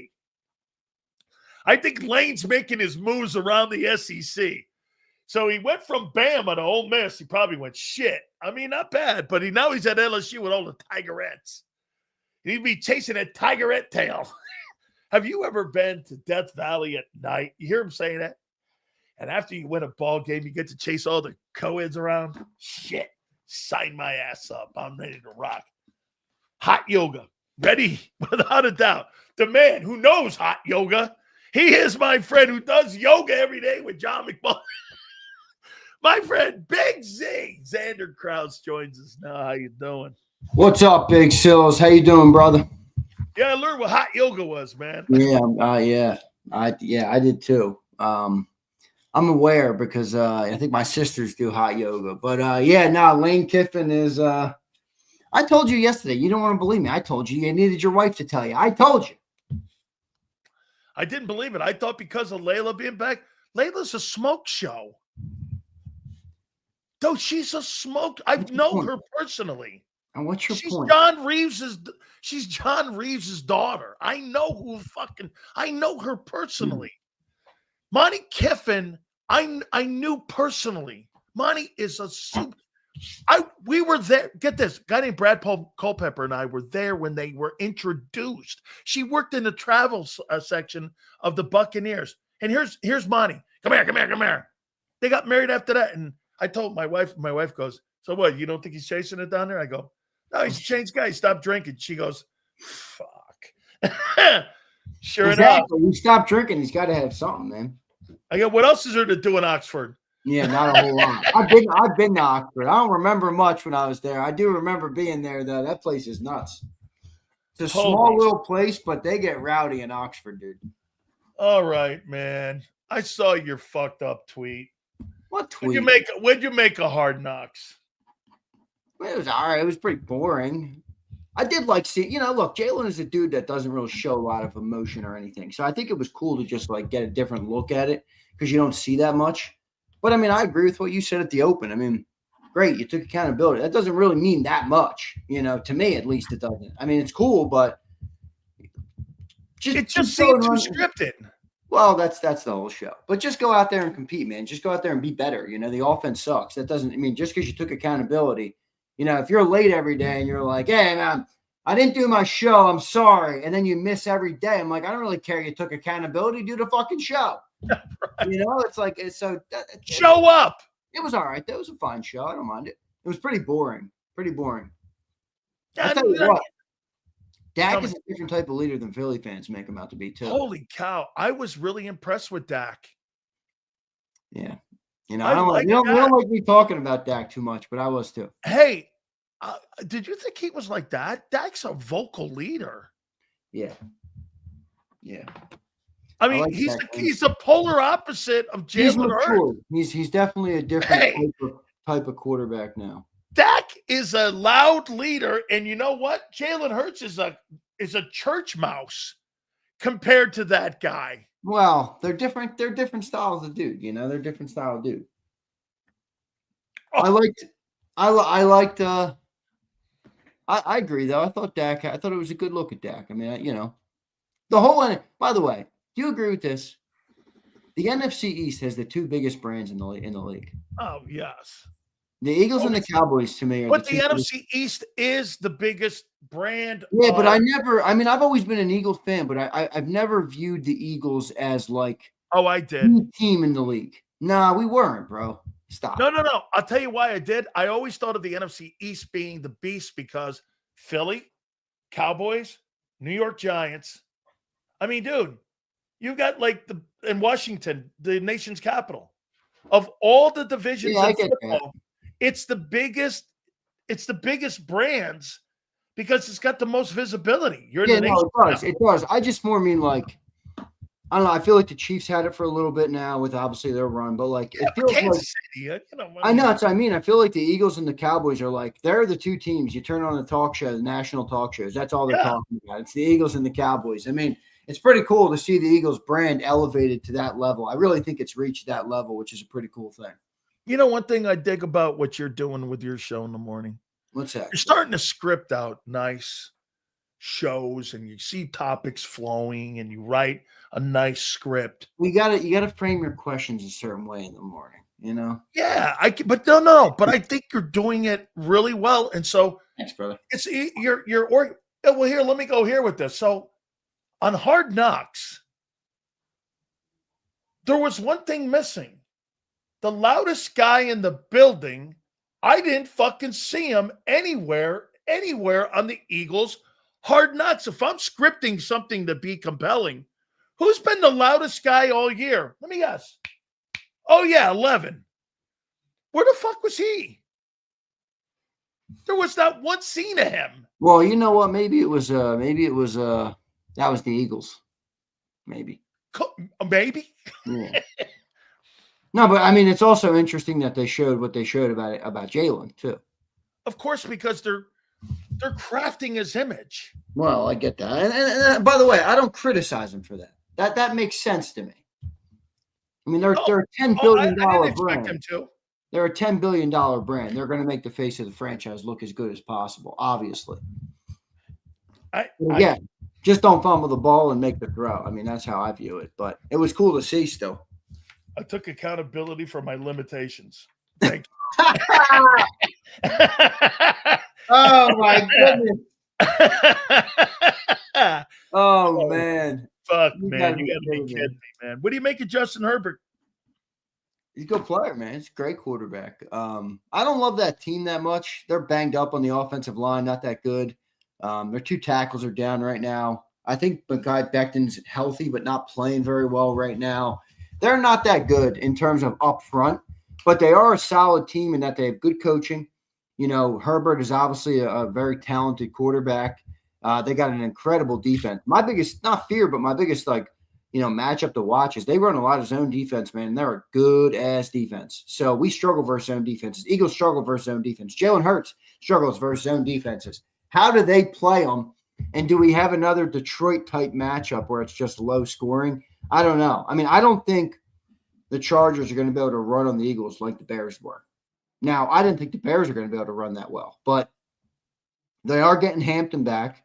I don't think they have the guys up front, though, the offensive line to, move bodies like that. So, to me, it's that Eagles offense again versus that defense because I think that defense is a lot better than the Eagles offense.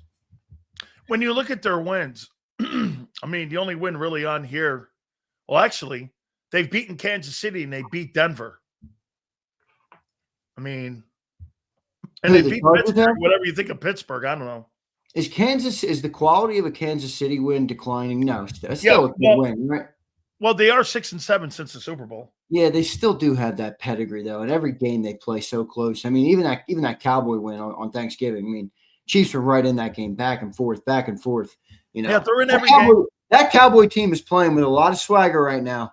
All right, me and you talked about this, and people hate when we talk. They are playing with a lot of swagger right now. All right, I don't know what's going to happen. I don't think they're going to win out, but if they win Thursday and we lose Monday,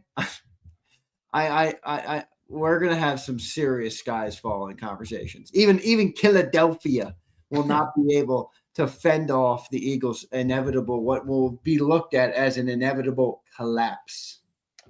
So I believe, if I'm not mistaken, 4:00 today, we'll know if Slay clears waiver. Yeah, I'm hearing Slay's coming. This is what I'm hearing. Hugh Douglas put out he's hearing that. That's where I saw it. Hugh Douglas put out that he's hearing Slay and the Eagles are going to reunite. I know the Bucks want him too. I thought the Lions would claim him, but the Lions are a man. $9 million though. Oh no, wait, no, it's not because of the $300,000, dude. It's $300,000. That's it. So it's not about money. I thought the Lions would claim him, but they are a man team, and Slay just didn't thrive well in a man environment. Tomlin runs man. Yeah, I know. So that's why. And Todd Bowles runs zone too. That's why I thought the Bucks would be interested in that, because they're light in that corner position too, with Jamal Dean being down. See, the Lions are banged up, dude. They just ruled out 4 players for tomorrow. Kirby Joseph being the biggest one, and then they got Brian Branch questionable, Penei Sewell's questionable, Amon-Ra St. Brown is questionable. They're playing the Cowboys. I know they're playing the Cowboys. Everybody, all Eagles fans need to be paying close attention to the Cowboys, whether they like them or not. They are in a shot to beat the Eagles in the NFC East. They are. If you lose Monday night, they beat Detroit, you have a half-game lead on them. Dude, it's not like we're collapsing and we already have 10, 11 wins on the board. We only have 8 wins. That's not that much. If we go 2-3 in the final 5 games, I'll make this prediction right now. If we go 2-3 in the final 5 games, not only will we lose the NFC East, we won't make the playoffs. Look at the wild card teams right now. The Seahawks are 9-3. The Packers are 8-3-1 or whatever they are. You got the 49ers are 9-4. I mean, 10 wins is not going to be enough to get into the playoffs this year. I'm not thinking that either. Let me take a look at this here. Here's the playoff teams right now, and here's the picture right now as we sit. NFC Bears are number 1 at 9-3. Rams are 9-3. Eagles are 8-4. The Bucks are 7-5, and I think they're in trouble with the Carolina Panthers. I do think the Panthers have a tougher line of games lined up at the end of the year. Seahawks are 9-3. Don't be shocked if that Seahawks team, dude, ends up really making a run at that West. The Packers have a big game this weekend as well. They're 8-3-1, and the 49ers the 49ers are sitting at 9-4. So if you have the Seahawks lose this weekend and the Rams lose, the 49ers will go to the 2-hole automatically. And if you look at the teams on the outside right now, the Lions are a game behind the Eagles with 7-5. You're 8-4. The Cowboys are rolling, and they're trending up. The Panthers are 1 game behind you guys. They got 7 wins. So you got Panthers, Cowboys, and Lions 1 game behind the Philadelphia Eagles with 8 wins. The Buccaneers have 7 wins. Get this. Seahawks and Rams and the Bears all have better records than you, and the 49ers. Well, I think the only way, if we did go 2-3, the only way we would get in then would be if the Cowboys also lost 2 games out of their last 5. Yes. Yeah. And then we'd have to win the division with a shitty record and get in that way. But if we fall to a wild card team, 10 wins is not going to be enough. You think this team can finish 9-8? And they go 1-4. No, 10-7. So you're saying more like in between 11-6 and 10-7. Yeah, I think that's realistic. That'd be right on the screws for big. I honestly, bro, I think this Monday game is the key. If they lose the Monday game, I think we go 2-3. If they win the Monday game, we could go 4-1 in the final 5. Let me see here. Like we're still the funny part about the Eagles right now is as bad as they've looked, we are still in complete control. The Eagles are still in complete control of their own destiny. You're right there in the playoff picture. And there's really no dominant team in the NFC right now. If that defense can find some rhythm and that running game can get going even 50% more than it's going, you're going to be able to win some games. And I think you'll even be able to win games in the playoffs. So, the Eagles got to handle business. They're right now, they are it's razor sharp. It's razor thin right now, the line that they are walking. All right. They're walking between collapse and putting themselves in good position. So Monday's a massive game. Probably the biggest game of the year so far. I'm with you because you beat the Raiders. That's one. You're going to split with the Commanders, and the Bills will beat you. I don't know if the Bills will beat us. I kind of like that matchup with the Bills, weirdly. At home? Yeah. Up there? No, I know it's in Buffalo, but I don't think that team is that good, dude. They're Josh Allen or bust. Well, I don't think the Eagles are that good. I never said they were. I don't think they're that good at all. I've been taking hate mail for it for the last 3 weeks. They're not that good of a squad. What do you think of Josh Allen versus that defense? Well, I think Vic Fangio is going to have a good game plan to make it really hard on Josh. That's what I think. Okay. Because they don't have the weapons. Like Dallas has weapons. Even the Lions have a lot of weapons. So that's the thing about the Bills game where I think it could go either way there. But you lose to the Chargers, we'll be lucky to get 1 win in our last 5. So you think that Raider game is going to be easy? I don't know. Why do you say that? Brock Bowers and that's what I mean. Right? Let me look. How have the Raiders played this year? And I know they suck, but they beat Pete Carroll too. Remember, they beat the Patriots in Week 1. Yeah, right. They lost to the Chargers 20-9. They got burnt they only lost to the Bears by 1. Let's look at recent weeks. They lost to the Chiefs 31-0. Holy shit! They lost in overtime to the Jaguars by 1. Cowboys beat the shit out of them. Last time they played the Broncos, they only lost by 3. And they got beat the hell by the Chargers last week, 31-14. So they've had a couple good games. They're kind of up and down. So, and they got Max Crosby too. Yeah, they got Max Crosby. I mean, look, obviously we're a much better team than the Raiders, but we don't have a good enough offense to blow anybody out. No. We don't have a good enough offense to blow anybody out. So I don't think you're going to run up 31 on them like the Chargers just did or the Chiefs did earlier in the year. It's probably going to be 24-10. I don't know. Do you think Kevin Patullo has been unfairly treated by media and fans and putting too much of the emphasis on why this offense is not good? Well, I don't know. Because I tried to go through an exercise with people a couple minutes ago where I said, where do you think that the offense on that side of the ball, Cam Jurgens has stunk? The 2 cards have not been overly productive this year. The quarterback hasn't been productive. I get the play caller again. I think the play caller is limited because they believe the quarterback's limited. At the end of the day, what do you expect him to do? Who was the guy you had on that was talking from what's the guy from up there? Mike Gill. Yeah, Mike Gill said this, and he brought a great point up. How can you get on that guy's ass when he can't use the whole playbook? Well, yeah, I don't think he's done a great job. The thing that I struggle with is that you watch some stuff and you're like, there are dudes open. And the job of the coordinator, especially in his role, is make guys open. You know what I mean? That play on, how many people are ripping Patullo this week if Jalen makes that throw to Devontae and walks into the end zone? It's tough to look at it in just such a small view and just be like, oh, well, they're not successful. There's a lot of different reasons they're not successful. I don't think he's done an objectively great job. Anytime you have think about this is the most expensive offense, not only this year, in the history of the National Football League. That's insane. That's insane. Are you enjoying it? That's insane. Is everybody enjoying the most expensive offense in the history of pro football from a expensive and the least salary standpoint? Yes. So the most expensive and the least productive offense in NFL history is the Philadelphia Eagles.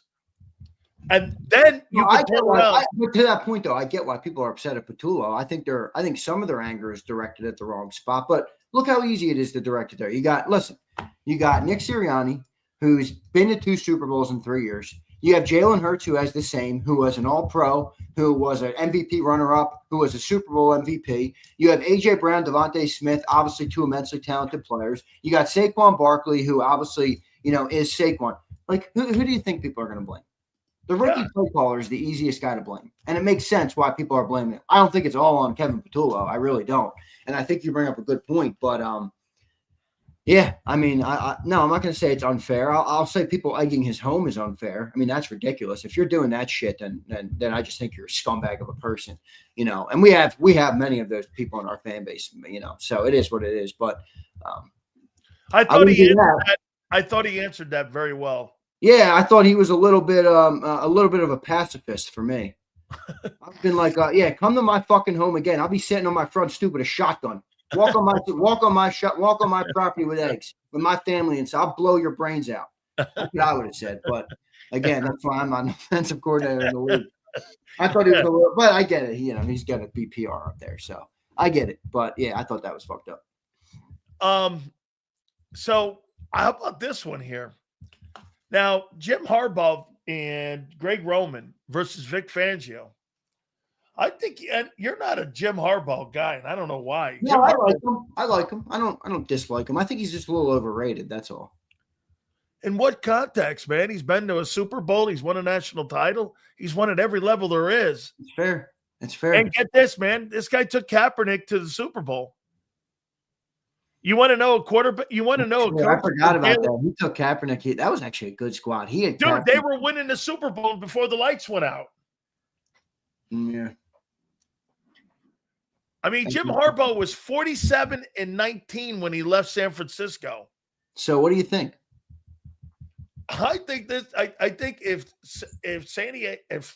Los Angeles can get that run game going against a team who just got steamrolled, and Herbert in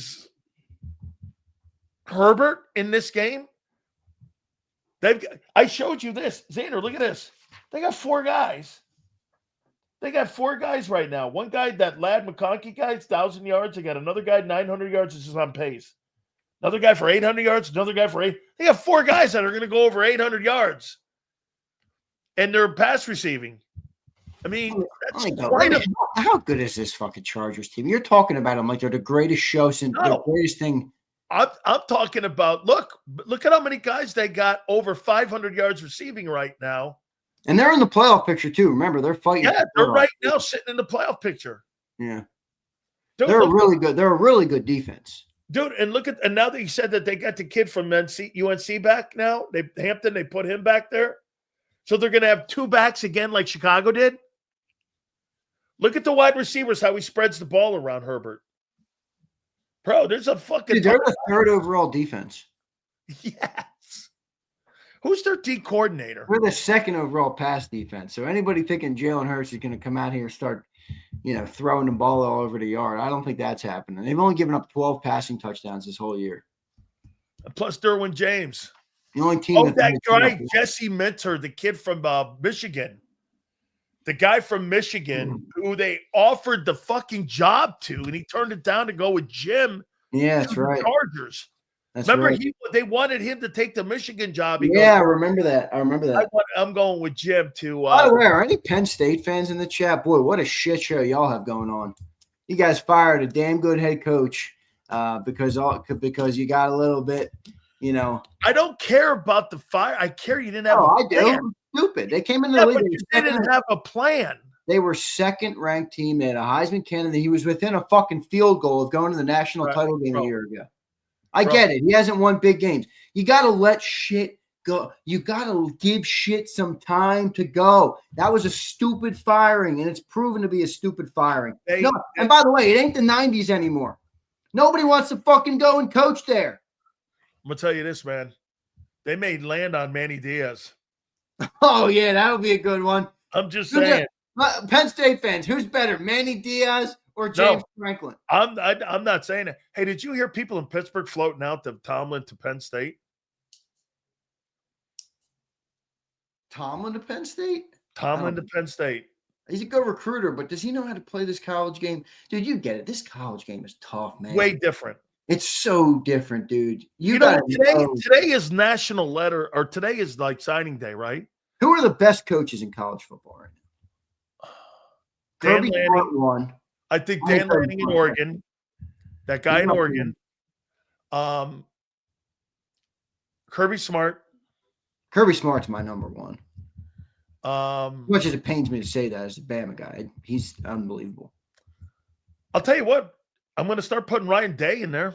Oh yeah, Ryan Day's got to be in there. Ryan Day's got to be in there. You think? What do you make of Sark? Is he over or underrated? Like, what's he fucking won? He's not top 5 yet. No, I mean he's not even up there. Nah. I think he's a good coach, though. I think he's a great offensive mind. But do you know that 25% of the SEC has been fired? I think Lane Kiffin's a top 5 coach. You're not a Lane Kiffin guy. I'm a Lane Kiffin guy. I want to know what he's won. Well, he hasn't won a lot yet, but let's see what he does now as a more mature guy. At a way bigger program now. He's got everything. If he fails at LSU, then you've been proven correct because there's no excuses for failing at LSU. Yeah, but failing at LSU is 10 wins a year. Is that really failing? I don't think that's failing, dude. He needs to get a national championship at LSU. It's national championship or bust. That's right. That Cignetti kid is definitely a top coach right now. Dude, this Cignetti guy, he was on that, I believe, if I'm not mistaken, I think he was on that first Nick Saban coaching staff when they lost to Louisiana Monroe. When you guys, who else could be up there? What's that? You know who else could be up there? Marcus Freeman. Oh yeah, look what he's done in that Notre Dame. Have you seen they're like a top recruiting class again this year? I hate saying this, but he makes you like to root for them. Oh, I've been a Marcus Freeman guy since Brian Kelly left that place. Brian Kelly sucks. It's been an upgrade. Oh, it's been a way upgrade. Brian Kelly sucks. I honestly don't even know how Brian Kelly got the pedigree he did. I really don't.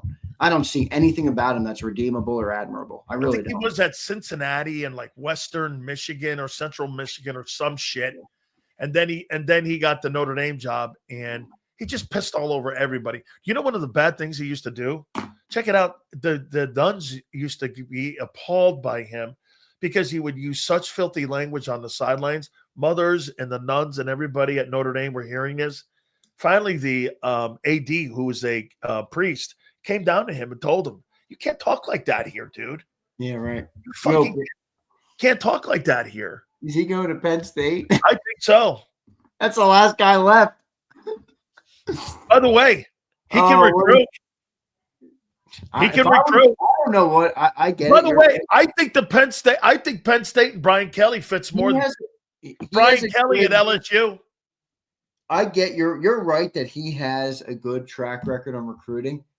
Just me personally, if I were a young athlete, he sucks as a human. I would never go play for him. All the options you got, all the dudes probably knocking on your door. Right. If you're getting recruited by Penn State, everyone's recruiting. I don't know. I don't know what it is. I just do not like Brian Kelly, but I digress. All right, we can get back into the Eagles. Sorry, I just had to talk about it. No, I'm with you, man. Hey, I learned what hot yoga was today, though. Yeah, right.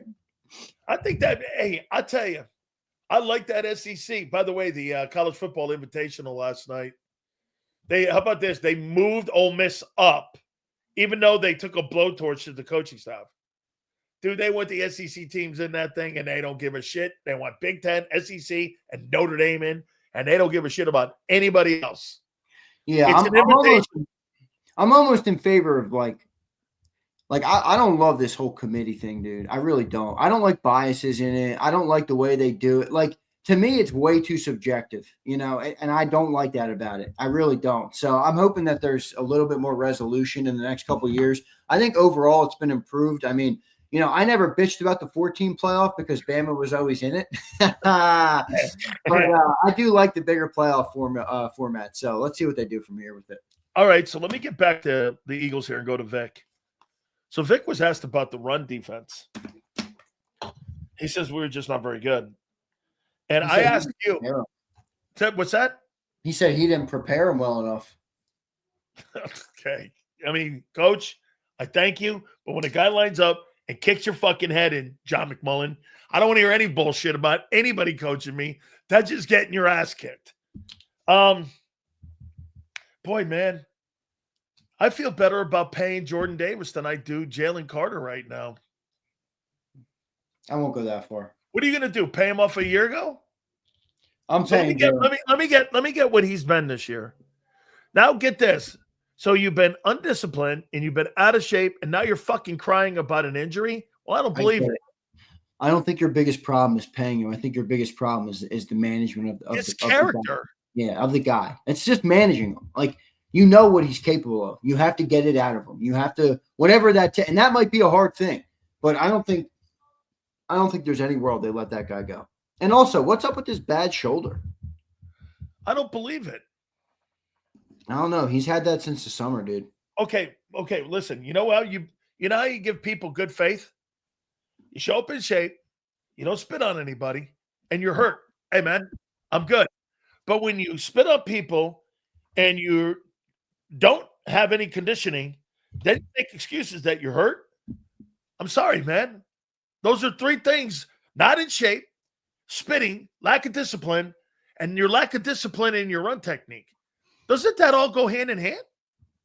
Yeah, I think it does. I think it does go hand in hand. Didn't he say the one thing we didn't do is, but we didn't play good technique? That's fucking all that. Dude, Zander, you get the benefit of the doubt if you're in shape. You play hard. You're like disciplined as a player. Hey, look, man, I'm a little injured here, and I'm like, you're going to get the benefit of the doubt. I'm going to go, yeah, man, you know what? The guy's been really playing hurt and all this and that. I mean, fuck. Dude. Yeah, keep an eye on that waiver thing. Yeah. See him play. Yo, did you see the numbers that came out for the Thanksgiving Day games? 47.7 million people watched the Green Bay Packers and the Detroit Lions play. And 50 million freaks watched that bitch. And 50. Did you see the numbers on the Cowboys? No. Oh, 47 was big. How about 57.2? The most watched regular season game in history, up 15 million from last year's Thanksgiving game. 57 million viewers on Cowboys Chiefs. That is insane. I've never heard of a regular season. 57 million people. That's bigger than any playoff game I've ever heard of. That's nuts. Except the Super Bowl. 57.2. 10 million on top of what watched the Lions and the Packers. 57 million. The NFL's a beast, isn't it? It's a beast, man. It's an absolute unit. 57 million people is crazy. Brandon, it's probably a little bit inflated for sure, but you had streaming in there too now. Yeah, you had streaming. You had all sorts of shit like that, man. That's crazy. What side of the football do you think is more in jeopardy with these final games of being worse than they are right now, the defense or the offense? Well, the offense can't get that much worse, can it? Neither can the defense. I mean, what's the defense ranked right now? Not that rankings are everything, but yeah, because they're 25th. You get the 24th ranked offense and the 25th ranked defense. And you think you're going to go 2-3 at the end of the year? Hey, I'm telling you, I think this is a fucking. Well, what do you got us in the last 5 games? I think you're winning the Raider game, and I think you're winning the one of the Commander games. I think you're losing the rest of them. All right, so 2-3. Yeah, you're going to be 2-3, and you're going to be 10-7. 10-7. And a wild card team, and you're most likely going to have to finish 10-7. I don't think we're getting to the playoffs. And if you did, you play the Rams in the opener. Remember this too. Remember this. That tie is going to help the Cowboys,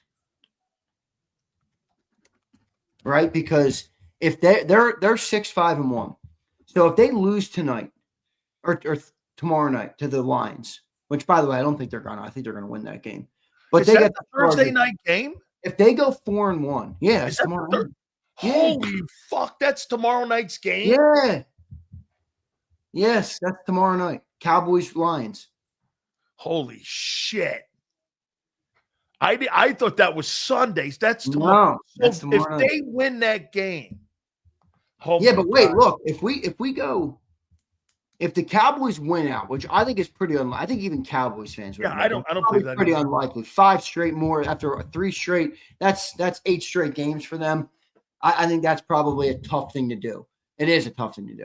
So if they go 4-1, they would be 10-5-1.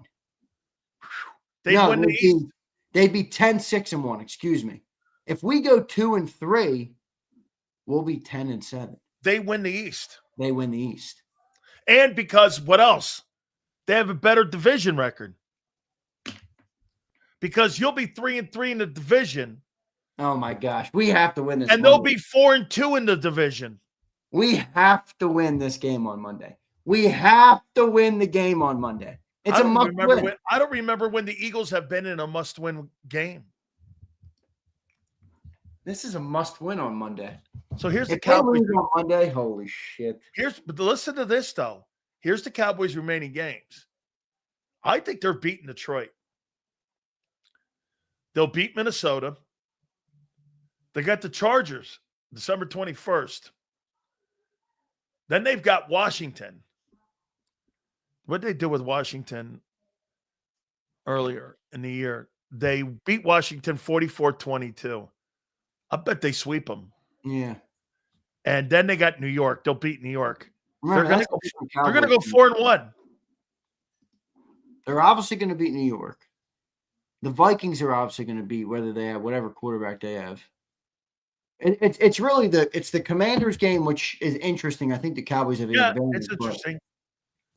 Chargers are in Jerry's world, and then tonight they're playing in Detroit or tomorrow night.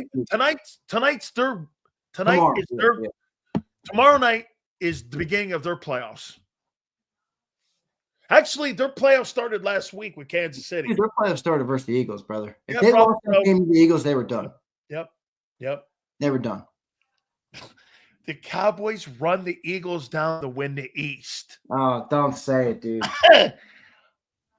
Okay, say that happens. What kind of collateral damage to the football team do you think happens in the offseason if that happens where the Cowboys run you down and win the East? I think everybody's on the hot seat. Literally, the quarterback, the coach, the coordinators, Vic, everybody. Fucking everybody. I think Vic would retire. Vic would get out of here. This fucking I think Vic's the only thing keeping you in it. I do think the coach will be gone. And John said this morning, if that happened, I just played the hypothetical with him. He said the quarterback will be in the hot seat in 26. The quarterback? Yes, John said that. Not me. That's not a me thing. That was John. John said if that happens, the Cowboys no, that's an extreme circumstance. He didn't say he'd be gone. He said he'd be on the hot seat. Okay. Which makes sense. I mean, 2 collapses in 3 years, quarterback's going to take some responsibility for that too. And then the caboose comment about him a year ago is true. Yo, what is Philly 500 going to say today? Because this dude, Mark Holmes, has all the ammo right now. He's got all the ammo. 2 consecutive weeks. Am I right when I say this? They beat the 2 teams in the Super Bowl? Yeah. And did they beat him in Kansas City too, right? Yeah, that was in KC. Yeah, did you see Jerry Jones take the bite of the turkey leg in the locker room? I did. That was fucking hilarious. That was hilarious. I think Brian Schottenheimer's done a great job. He's done a great job. He deserves credit. And by the way, he's a much better play caller on offense than anybody we got in the room. Oh, absolutely, man. Yeah. What do you think of Marcus Epps coming back? Oh, it was Dallas. It was Dallas. In Dallas. Okay, thank you. Sorry, guys. Yeah, you're right. You're right. Marcus Epps, what do you make of him coming back? When's the last time Marcus Epps played a game? Hasn't he missed like a month and a half? I don't even remember that. I mean, I don't even remember. Like, did he play last year with whatever team he was on last year? Hey, get this. He was on the Raiders, right? He played 3 games last year, brother. I know he's a nobody guy. Mhm. Hey, everybody on my X is so upset with me talking right now. And they're upset because you know why? It's playing out the way we all thought it was going to play out. Relax a little bit here. They win on Monday, and these narratives are done quick. Relax. That offense ain't going fucking nowhere. This motherfucker. Hey. I'm just saying, public breaks. The Eagles still control their destiny here. Yeah, they sure do. So tell me something. What happened? How come it came off the rails this year? You played so many good games earlier, and you won them. You won them by the skin of your teeth, and all of a sudden now, what happened? What happened? What's happened to the Eagles over the last 2 months? You're 4-4 over the last 8 games. What happened? The defense can't keep up with the inefficiency of the offense. I mean, the offense doesn't do shit. They don't do anything. How come how can you go from that performance in the Super Bowl 11 months ago with one personnel change at guard? It's the same fucking football team, dude. You ran it back. You ran it back offensively, did you not? Doesn't that put a little bit more credit on Jalen? No, it's on Barkley. No, but I'm saying Jalen's been the quarterback when you have these offenses that were top 10 almost every year overall, top 10. They were top 10 every year since 22.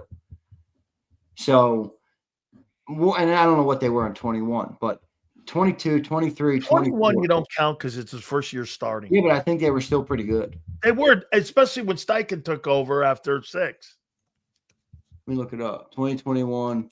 There's this video floating around social media that some guy made. I don't know who it is, but it was pretty good. I mean, it added a lot of context to, why they don't think Jalen Hurts is the problem. Now, these are Jalenites, and they're people who don't have any problem with the quarterback. But I get it. I mean, you can't just erase what Jalen's been a part of the last 4 years. And, one thing changes and you got a rookie play caller, and all of a sudden we fucking can't move the ball to save our life.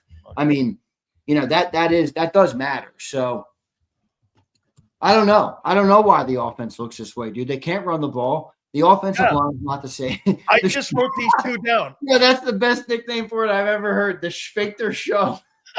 The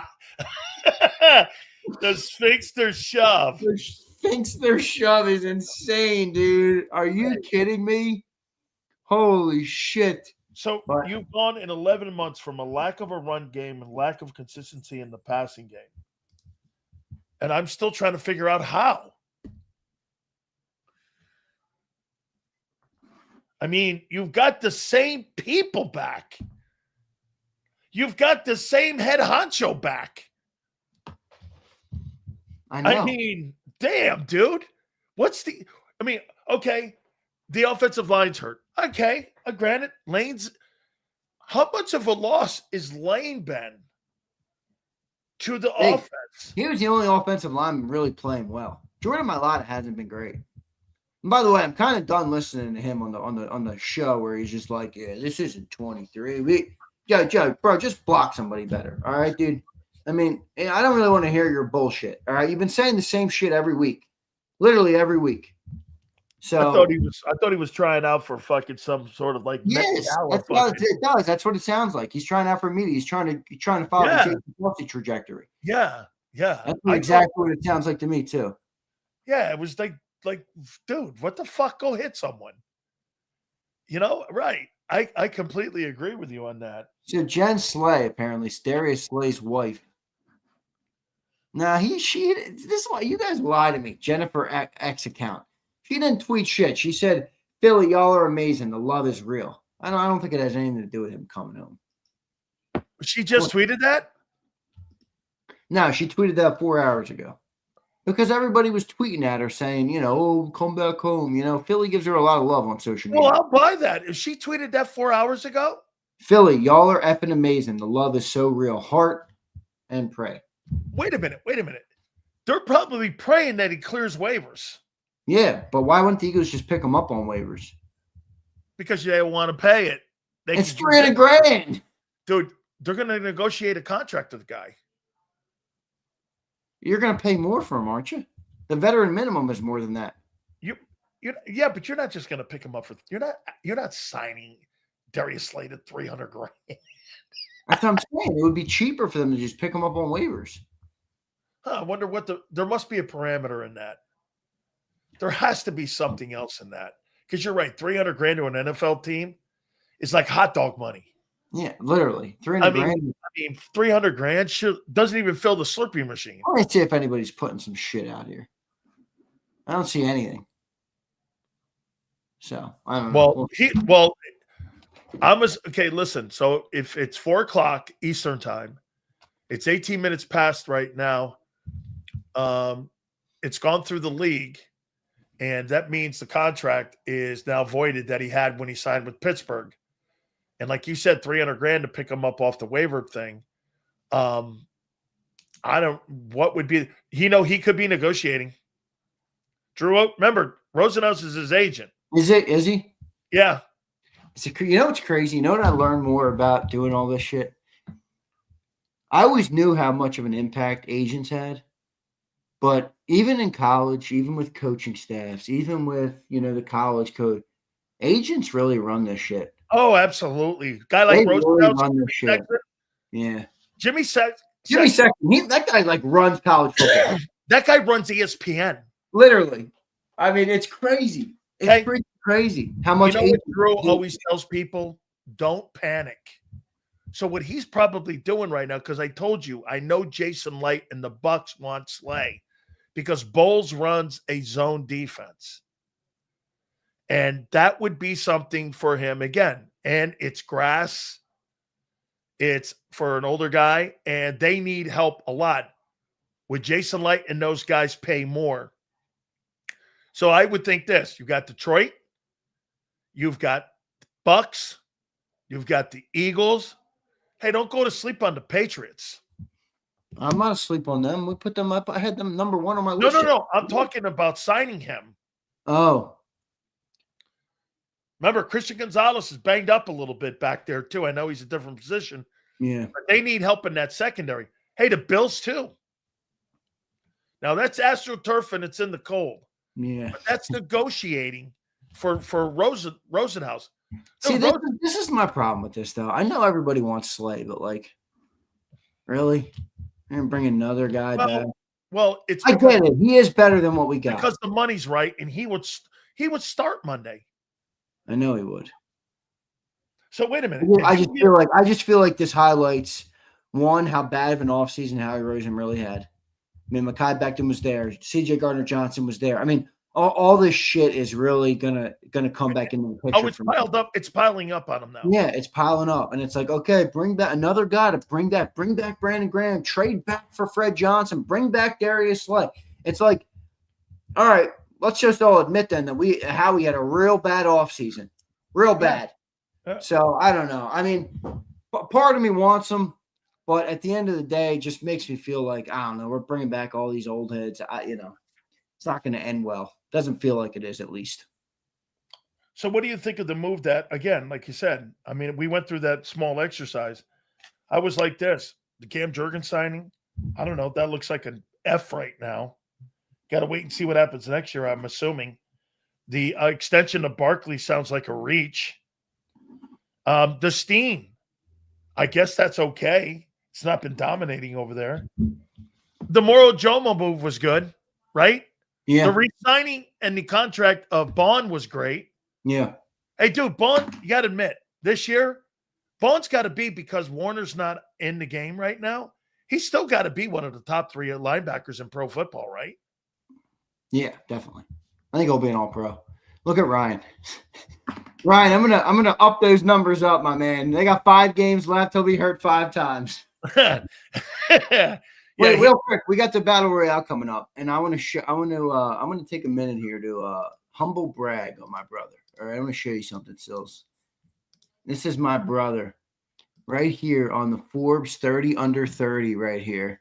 Holy shit! Yep. His company raised $65 million this year. He's started an AI company with materials. So I just wanted to show off how dope my brother is, man, and give him a little bit of love, because nobody sees how hard he fucking works, dude. My brother works his balls off. He's smart as hell, and he works his absolute tail off. So I'm like, I got to show him some love on the show. So pretty cool, man. Pretty cool, right? Yep, fucking dope. Yeah, man. Pretty Dude, sick. you're in Forbes like that, and they're recognizing you. By the way, know. he's got that shitty and gritty and grin of yours too. By the way, that little Yeah, that Krauss smirk like this. Yeah, he does. Got you by the gonads. Yeah. No, he does. But look, he's an impressive dude. So I just wanted to give him a little bit of love on the show. Hey, by the way, before we go to the Battle Royale, so what I'm understanding right now today, Mark Holmes is going to be in Jerry Jones's luxury suite now. The way that he's going to be like, barking at Eagle fans here, because if they win tomorrow night and the Birds lose on Monday, the Cowboys are a half game back with a shot to win the NFC East. Yeah, where is Mark Holmes? Is he parked up on a cow? Look at Mark Holmes. I told you, man, he's in Jerry's suite. He's killing, dude. I'm telling you, he's got the leg up on 500. He's coming into these battle royales every week. Wait a minute. I got to tell you what. I'm going to set up Mark here. Do you know what? So Philly sent me a text. He goes, it's December. It's Cowboy Choke Month. Yeah, I saw that. Wait, real quick though. So maybe, just maybe, if my brother gets to where he is planning on going, we will team up and we will make a purchase of the Philadelphia Eagles for what, $14 billion or whatever it might be one day. Who knows, man? My brother might just be on that trajectory though. We got some super, brother Krauss. I got an idea. Let's get some acquisition and mergers. Yeah, right. Let's get some things going. Here's here. Perez. He says, if we collapse, I'm crapping on Nick's dog kennel.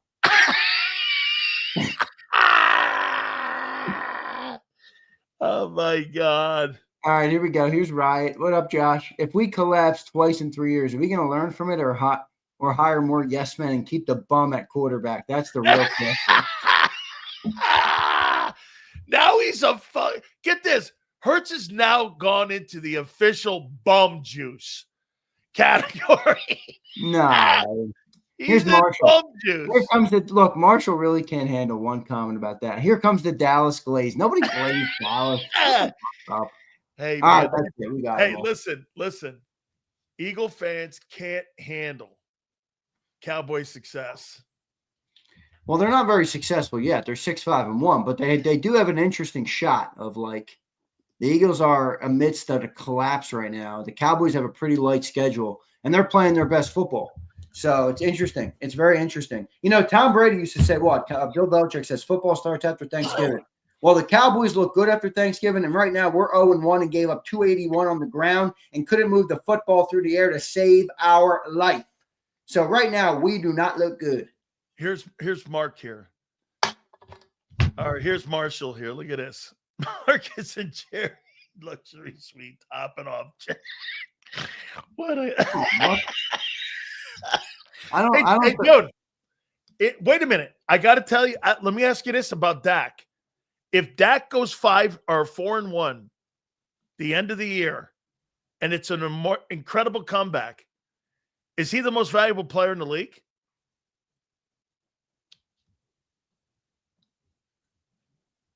Dak, I think he'd win the MVP. If they win out, I think he'd win the MVP. If they win out, think of this. Again, I got Drake Mays playing great. You're chasing down the world champions. If he chases the world champions down, you mean to tell me Prescott can win the most valuable player award? I think Dak is in the running right now, isn't he? Yeah, oh my God. Yeah, it's probably Drake May, Stafford, and Dak. Dak is right now. If they win out, if Dak wins an MVP and bounces the Eagles from the playoffs, oh my gosh. Jalen Knights are extinct. Jalen Knights are extinct. Where are all these bums at? Also, Brian Pumper going to do what he wants. Do what he wants. Kimosabi. What the fuck is Kimosabi? Isn't that a hat store out west? Have you ever seen that place? Oh, my God, man. Dak Prescott would win the most valuable player award because he ran the Eagles down and won the NFC East. Let me see one thing before you go. What is he right now? Let me see what he's trending to do right now. Who? Dak? Prescott. Oh, he's on a tear, dude. Prescott's on a heater, dude. He's on a tear. 4,700 yards passing. I think your mic is giving out, by the way. It's the third time it's done that in 2 days. No, it's the ESPN sounds in the back. That's what it is. Because it's not giving out. What do you mean it's giving out? Don't say that. I don't know. That's my lifeline. That's my lifeline. I'll have to ship you another one. Yeah, look at that puppy. I love that. So look at that. 4,700 yards passing, 35 touchdowns. And now Prescott has put himself firmly in the MVP race. And where's Hurts? He's in the rear with the gear. He's the caboose right now. What is Philly going to say? I don't know what he's going to say. Let's see it happen first, though. Kimo Sabi means the Lone Ranger. So I want everybody who just came into the chat to try and tell me, this is what Kimo Sabi means, Zander. Go type in the stupid Kimo Sabi and look for the damn store. I remember my sushi dish.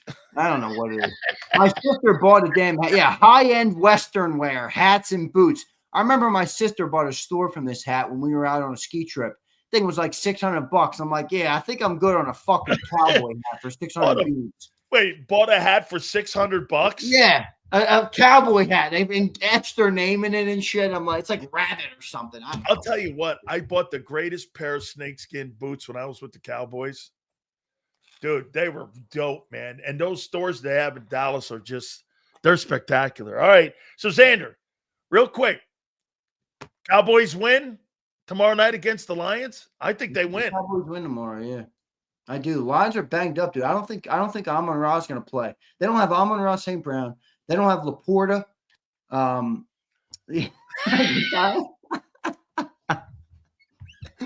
Billy Brown, his name is Get a Room. Man, yo, get me out of here. Our conversation's not good anymore. I got to hear what these guys got to say. Me too, man. I got you, man. Hey, Big Z, man. We'll catch you in the morning on Birds 365. All right, dude. Later. You got it, man. Oh, all right. All right. So, one team's going this way, and there is an MVP candidate. His name is Dak Prescott. It is December. Philly 500 thinks this is the month that the Cowboys, this is choke month, according to Philly 500. I don't know what these guys are going to say. Tomorrow night's an enormous game. Their playoffs began last week with the Kansas City Chiefs. I heard Jalen Hurts last night take accountability for his lack of ability by missing a pass. With all that said, what will happen today? I don't know. Mark Holmes and Philly 500 join us right now for Battle Royale. By the way, don't forget, Wes Chandler later on. How you fellas doing? I'm doing great. Doing wonderful. How you guys doing? Hey, Mark, what's the shirt say, Mark? Oh, the Eagles shirt? This is how the Eagles came in to win. This is how they left. Oh, man. Right. Coming in. I mean. Would you guys like some soft cream cheese? Hey. Is that Philly soft cream cheese? It's Philly soft cream cheese and crackers. Are you doing that based on their run defense? Oh, yeah. Yeah. Philly. You're soft. Yo. How you doing, Philly? Give me your thoughts on what happened Friday versus the Chicago Bears. I think you had a team that wasn't ready to play, that didn't show up. Wow. They looked like they didn't want to be there. And I thought it was shades of 2023 by that performance and the way they came out. It also reminded me a lot of that Giants game earlier in the year. Chicago's ready to go. Chicago wanted it more. They fought harder. And I just, like, from the opening kickoff, from the moment, the first drive our defense was on the field, I was saying in my stream, I don't like the demeanor of this team. I don't like the way they look on the field. Like, you could tell something was off. and it felt off the whole game. You look pissed right now. I mean, who are you more mad at right now with how this team is playing? Is this on the coordinator? Is this on the coach? Is this on the players? Not just, again, I mean, Super Bowl hangover. Philly, I think that's a real thing. I think that when you play late into a year and you play consistently like that, I added it up over the last 5 years. You guys have played, or 4 years in the playoffs, you guys have played 18 ball games. I mean, that's a lot of extra football. I mean, no excuses here. That's what champions do. But, I mean, right now, do you think this thing gets turned around in these last 5? I have no idea what to expect. What? I think this week though is going to tell us, because I feel like this thing's, it's got to go. There's 3 ways where this thing can go, but I feel like the way they looked for Chicago was like they quit. I saw that in 2023 and I didn't like it, but it got worse every week in 2023. So to me, how they come out, how they play the Chargers is going to tell me everything I need to know. If they come out and they look the same way, it's over. It's over. Wow. Mark, let me go to you here. You know, the Cowboys, first they beat the Eagles and then they beat the Chiefs, 2 teams that were in the Super Bowl this last, 4 days apart, which is insane great. What's been the turnaround, in your opinion, for the team? I mean, was it just getting those guys added onto the team, Quentin Williams and those guys? Maybe it was the death of the kid. Tell me what you think the turnaround has been. The Cowboys actually had the perfect storm. Usually, like Stephen A. Smith says, what can go wrong will go wrong. After Marshawn Nealon passed, which is tragic, I think that was the moment that coalesced everybody in there to make people realize nothing lasts forever, and we got to get shit done. And, of course, the trade of getting Quentin Williams and getting Logan Wilson helped. But what also helped was getting Overshown. If you don't recognize how good that guy is, and I was one of those ones that said, I'd rather let him just wait till next year. But he is completely healed. He is night and day different from what we had with Kenneth Murray. And Savon Ravel, now granted he's only had 89 snaps, but he's only given up 61 yards, 5 completions. He is going to be a baller. So you got an influx of talent that's gotten in there with an offense that has been playing well, and now you have a team that's focused. And the thing that, unlike Philly seems to be pointing fingers at everybody, and everybody's at each other's throats. When things were bad for the Cowboys, you didn't have offense versus defense, and people still stuck together. And so now that you've got better personnel, now that people are playing together, they are really beginning to catch their stride. Wait a second. Who pointed fingers at who? Just the whole A.J. Brown watch every Nobody week. pointed fingers. That's all media driven. Okay. Well, if you say so, okay. But I'm telling you so. I know that I haven't had anybody on my team that's been in the media that's been bringing in negativity. How about we say that? I mean, I think that's fair here. And do you agree with this, Mark? I think you're going 4-1 at the end of the year, and I think the Eagles are going 2-3. Do you know what that means if that happens? That means you win the East. Don't talk about playoffs. The Eagles could potentially miss the playoffs. That's what it really is going to take that, because unfortunately the front half of the season was really bad. I think the Arizona game. I think you're going to rue the time that Arizona game. I think the Arizona game is going to be your undoing. That's the one that bites us in the ass. I have to say I don't ever remember a Philly 500 like this, because see, I want you to know. I think he's pissed off. I don't think he's down. So you want to know what's really the real reason why the Cowboys turned around? Tell me. The real reason is sitting right there. Philly 500, when he came out with those glasses, the Dallas Cowboys did a complete. That really damaged him psychologically. It really damaged him psychologically. And guess what? The glasses are coming back out tomorrow night. Please, they've been great for us, buddy. They've been great, because from that Get ready. from that, here we go. The Dallas Cowboys have been on a tear, and they went up that ass, as you would say. They double moonwalk. They triple moonwalk you. And look at you. You sad sack of shit just sitting there. You can't say a damn thing. But I'll be nice. Philly. Philly, do you? I don't have to say anything. He's doing it for me. He's completely setting himself up. Look at this. Here's a guy with 6 wins. He's got an Eagle shirt. He actually made an Eagle shirt, right? Yeah. He actually made an Eagle shirt. His team's got 6 wins. 6 wins. They've done nothing. You've done nothing yet. It's the regular season. You're 100% right. We only beat the Eagles. You literally you're setting yourself up for a complete failure. And I'm just going to chill and let you do it. Because when you do it, Mark, I'm going to be waiting. And I'm going to tell you. Philly, now listen. I set the mood for you guys. I brought okay. They're your candles. Go ahead and, have your little romance section right now. I got your candles. You're good to go. Go ahead, you disgusting pigs. Hey, Philly, do you want Darius Slay back? Yeah. I do too.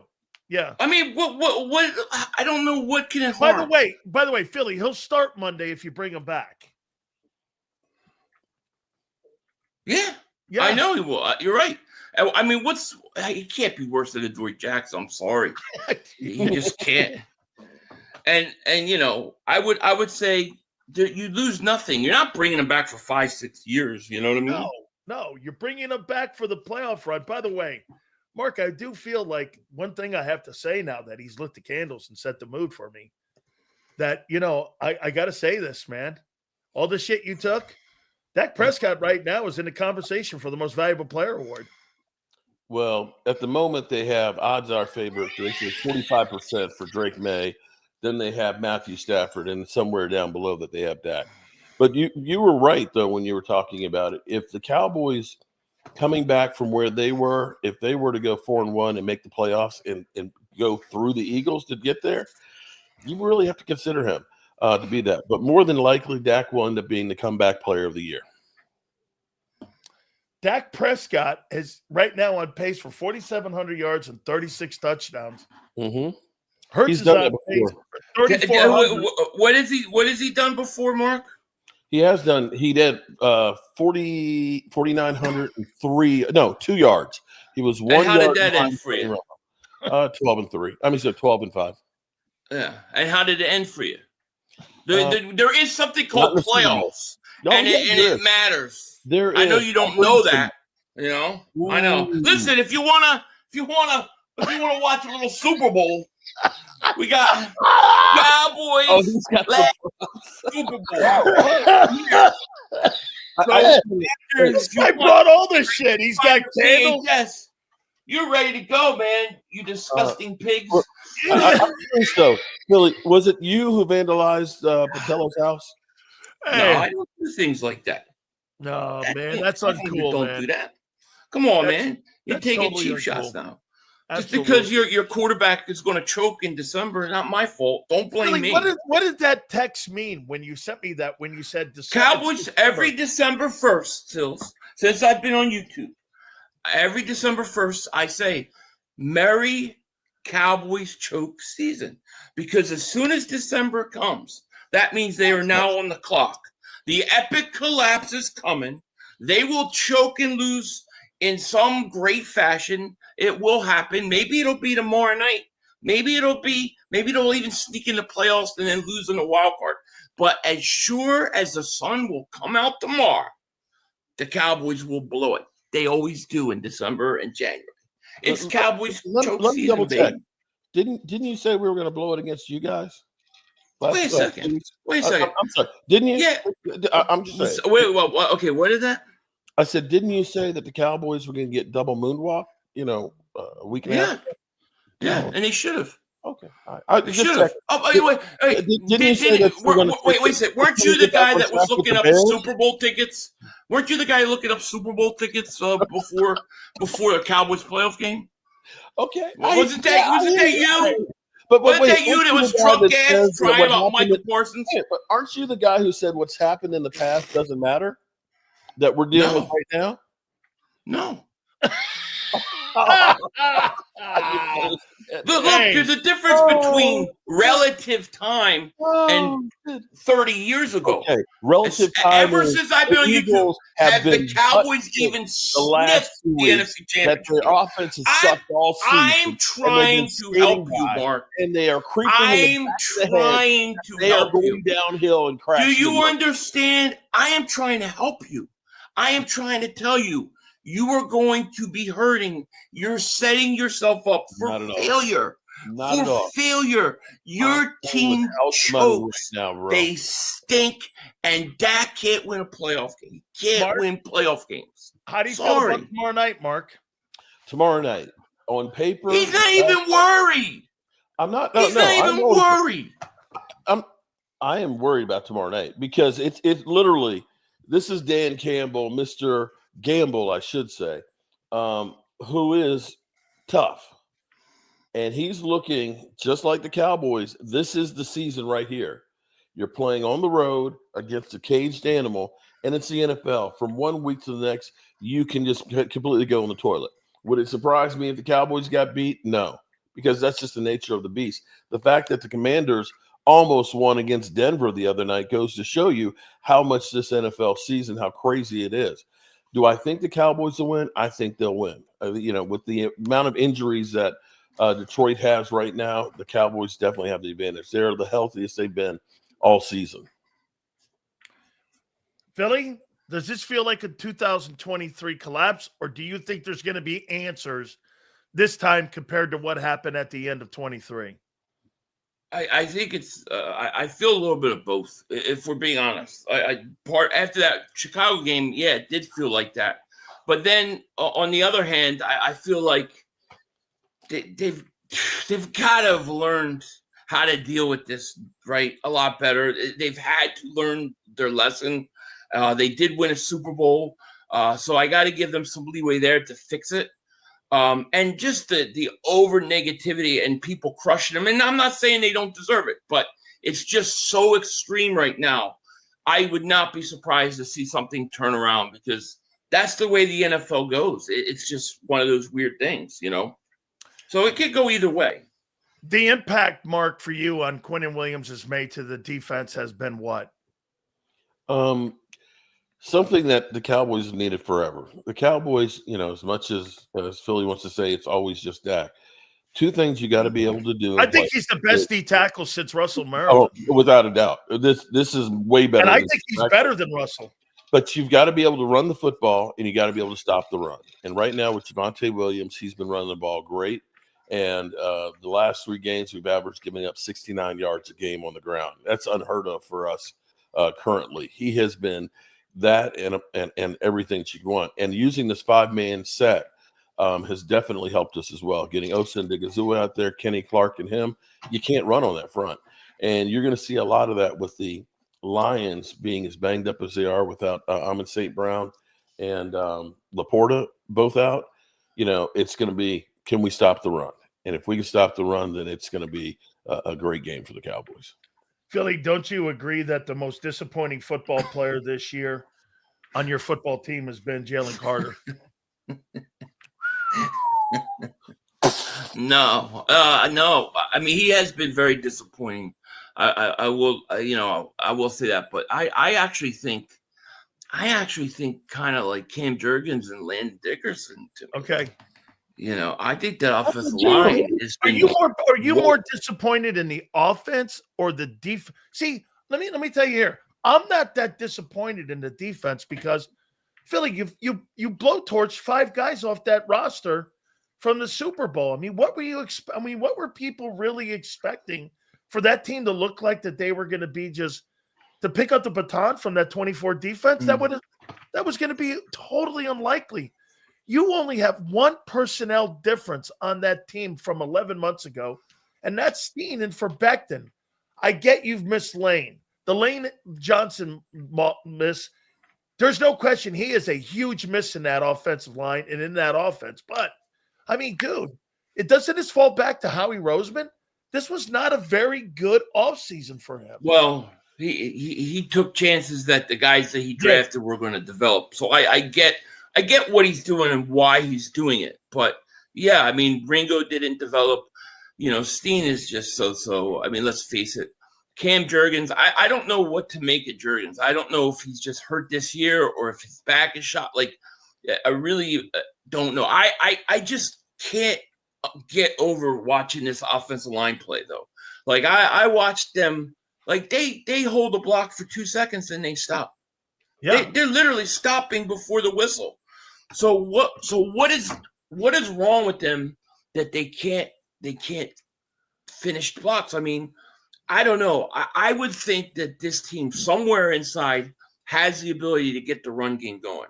And if they could do that, then they can be dangerous. But I really think the offensive line as a whole has been the most, even more than the coaching and the quarterback. I think the offensive line and the lack of run game is the most disappointing thing. If you run the ball in the Dallas game up 21-0, you win the game. You couldn't run the ball. Is this the best version of Dak Prescott that you've seen in his career? I mean, it's his 10th season. The football team was not very good at the beginning of the year. And now he's rallying the team. And Pickens is now a superstar. George Pickens might make first team All-Pro this year with Jamar Chase. Mm-hmm. I mean, that's how good a season Pickens is having. Determining on whether or not what they're going to do with him in the offseason is going to be crazy watching television, what to figure out what they're going to do with that. CeeDee Lamb came on last week. I mean, is this the best version of Dak? Listen, the bottom line is you got to have players. When last year, when everybody was performing for the Eagles, when Saquon was rushing for 2,000 yards, okay, when your offensive line was healthy and holding guys for more than 2 seconds, and you weren't having A.J. Brown constantly going through and saying, get me the damn ball, that offense performed. You can't tell me that Jalen Hurts dropped off a cliff from last year. The reality is talent has to perform. Dak is playing great, but he also has great players around. And this, I will say, is the first time that you look and say the offensive line is playing really good right now for a young offensive line that it is, that you've got a really good running game in Javonte Williams, and you've got 2 playmaking wide receivers. If you got all that, you don't have to necessarily be the greatest quarterback in the world. You should be able to perform if you have all those things in front of you. And I forgot to say, the tight end is got almost, I think, 3rd most receptions at tight end. So you've got players around. Now it's just a matter of me distributing the ball to whoever's open. And so, yes, Dak's playing great, but he's got great people around him. But he didn't answer the question, though. I want to know the question. Is this the best he's ever played in his career? He ended up having 4,900 yards and 37 touchdown passes a year, in 22. So he played great. Not as good as 22. Second best year. Well, the year's not over yet. He's playing great. Let's see how the next 5 go. Yeah, but the numbers don't have to indicate whether you think he's playing better or not. Okay, if you want to say leadership wise, yeah, I mean, is he now playing? That Mike is gone, D-Law's gone. Truly, this is his team, and he's. Let me tell you something, Mark. The skills, Mark. Let me say this to you. When I watched that Hard Knocks last night, I didn't know he was that vocal of a leader. Oh yeah, I mean, I did not know that about Prescott. I mean, the guy in Philly is a church mouse when he walks around. And then, Dak Prescott, I mean, I didn't know he was that vocal like that and that vocal of a leader. Here's the thing about Dak. Everybody focused in on Diggs said, shut your bitch ass up. The reason why he was telling him that was Dak was talking shit to him and then ran for a touchdown in practice. And then it was talking shit to him. And that's what he said, shut your bitch ass up, because there's nothing he could do about it. And I truly believe that Dak Prescott said some shit to really provoke Jalen Carter, and Jalen Carter was dumb enough to take the bait. And that's Dak Prescott. He's not the choir boy that everybody thinks he is. Huh. Interesting. Philly, how do you think Dak's playing? Playing like Dak Prescott. Seen this many, many times. He has good regular season, plays good, has streaks where he plays really good. And then, we'll see how it goes. But I expect the ultimate fall to take place. So to me, it's just same old, Prove something. Prove something that you can win in the playoffs. Other than that, we've seen this from Dak before. How do you think Jalen's playing? I don't think he's played well of recent. I think it hasn't been good. I thought his last game was really, I think probably the worst game all year was the last game. So I think he has to pick up his play. There's no question about it. The Buffalo Bills just claimed Darius Slay. So the Bills claimed Darius Slay, and that was one of the teams I was talking to Zander about, that the Bills would be in that conversation. So Slay to the Buffalo Bills. There's no question. Why wouldn't the Eagles, though? Again, why wouldn't the Eagles? Wait a minute. The Bills would be in front because the Eagles were the 32nd team in the draft. So the Bills, it got down pretty far, Philly. It got down in the late 20s. But why is he on waivers? I thought when you're a veteran that long, you don't go on waivers. See, I thought that too. I thought that you just were released and you had the ability to sign with who you wanted because you were a 4-year vested guy. I don't know why he got on there. I got to check that out too, because you're right. I mean, so that sucks. That's another. I don't know where they are with the waiver wire, but yeah, that would have been nice. I mean, it wasn't like a game changer, but it would have been an upgrade. But they've had that twice. I mean, C.J. Gardner-Johnson was another one. They should have brought him back, and they didn't. So it is what it is, I guess. Mark, what are you smiling at? I'm just enjoying the quietness of Philly. You got to understand, man. You guys have been diddying me since last year winning the Super Bowl. Week after week after week after week, y'all been pounding that ass. And it's just nice to be on this side for once, to be like you guys have been to me. Yeah, I actually feel bad for Philly right now. I don't think you should feel bad for me at all. On top of the mountain, just literally just rolling right down, crashing and burning. It's actually kind of sad. But I'm enjoying it. 6 wins. This is a guy talking with 6 wins. Hey, Philly. Okay, watch 6 this. wins. So see, we're not on the same level. Eagles. You want to see? They're celebrating 6 wins. It's crazy. You know we're only a game and a half behind you. No, you're not. It's a game and a half behind you. That's all. Look, if you want to say, we're technically 2 games behind or 1.5 games, you're not going to tie again. The chances that you have another tie is remote. You need 2 wins. You need 2 more wins. You're 2 games. All practical purposes. 2 losses from you. Wait, Mark. Let me add this up here for you. So you're 6-5-1 right now, right? Mm-hmm. With 5 to play, right? You go 4-1 on the remaining games. That puts you at 10-6-1. If the Philadelphia Eagles go 2-3 at the end of the year, and they're 8-4 right now, that's 10-7. You win the division by a half a game. That's right. That's right. But Cowboys would win the division. But they would have to go 4-1. Plus, you would also be 4-2 in the division. They would be 3-3 in the division. Yep. Yeah, but they have that at that point the half game would play in their favor. However, that's if you right go now. But right now, the Eagles have 8 wins and they have 6. Yes. So for them to be in a position to have that tiebreaker work, the Cowboys would have to win 2 games. 2 games. Or tie 1 and win 1. I think one time in the history of the NFL there's been a team with 2 ties. That's it. It doesn't happen. So you can talk about your little, I feel good about that half game, but you still need 2 wins. That's all I'm saying. Like I said, if they go 4-1, you go. They go 4-1. That's right. They win the division. And if they win a division, then you got to fire the coach. Whoa, shit! That's a video. Wait a minute. I want you to. If they go 2-3 and the Cowboys win the division. By the way, I think it's highly unlikely the Cowboys go 4-1. For the record, okay. I think they're going to win some games though at the end here and make it very interesting. I mean, I don't know their schedule, but I they got some pretty good. They got some good games. I'll tell you what it is. If we beat the Lions right now, I think it's on. Okay, we got the Lions. Oh, that game tomorrow night is huge. Yes. Okay, we got the Lions, Minnesota, Chargers, Washington. Who am I missing? You got another Washington in there too. No, we only got one Washington. Who am I Oh, missing? that's right. You played Washington earlier in the year. 21. That's Now right. So you got New York. You got New York in there. Yeah, the Giants. Yep, Philly. They go Detroit, No, Minnesota. not the Giants. The Vikings. They got Detroit, It's the Minnesota. We have Minnesota. Lions, Vikings, Chargers, Washington, Giants. Yes. Jeez, this is set up so beautiful.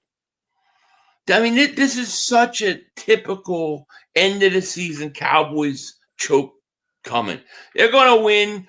They're going to win some games. They're going to feel good, and then they're going to lose to like the Giants or what? They're going to lose some game they shouldn't lose, have no business losing, and it's going to happen. And sure as the sun's going to come out. Can I ask a question, though, Philly? It's great. Philly. Yeah. Let's just say hypothetically, we know there's no chance of it happening because the Eagles are the greatest team to ever face anybody. That is true. That's true. But if the Cowboys end up overtaking the Eagles and the Cowboys make it to the playoffs and the Giants lose, isn't that a failure for your team? Yeah. Yeah. So I would say so. And hypothetically, let's say they end up winning one playoff game, then you're going to say the Cowboys just choked? Yeah. Well, it depends. It depends on the way they lose and how they lose and who they lose to and what the situation is. Like when you have a 1 seed and you lose, and you're the 2 seed and you lose because your quarterback slides with no time remaining on the clock and no timeouts. Yeah, that's what we're gonna call it. But if the Eagles blow the division, you gotta fire the coach. It's not even a question to me. How can you not? 2 historical collapses by the same guy in 3 years. They did fire Doug Peterson, so there's precedent. They fired Doug for less than that. Doug did less, but you can't have a guy. You would be beating the drum that the Philadelphia Eagles, if this team loses the division to the Cowboys, you would be beating the drum that Nick Sirianni should be replaced as head football coach of the Eagles. I would, yeah. Wow. Yeah. I don't think I think 2 collapses like that or Can I ask another question? You can't come back from that. What are you gonna choke every year? So as an Eagles fan, would you rather limp into the playoffs and go nowhere or miss the playoffs and fire the coach? I would rather make the playoffs because I think my team actually has a chance in the playoffs. And Mark, to his point, I would say this: there's really no dominant team in the NFL, especially in the NFC, where you go like this.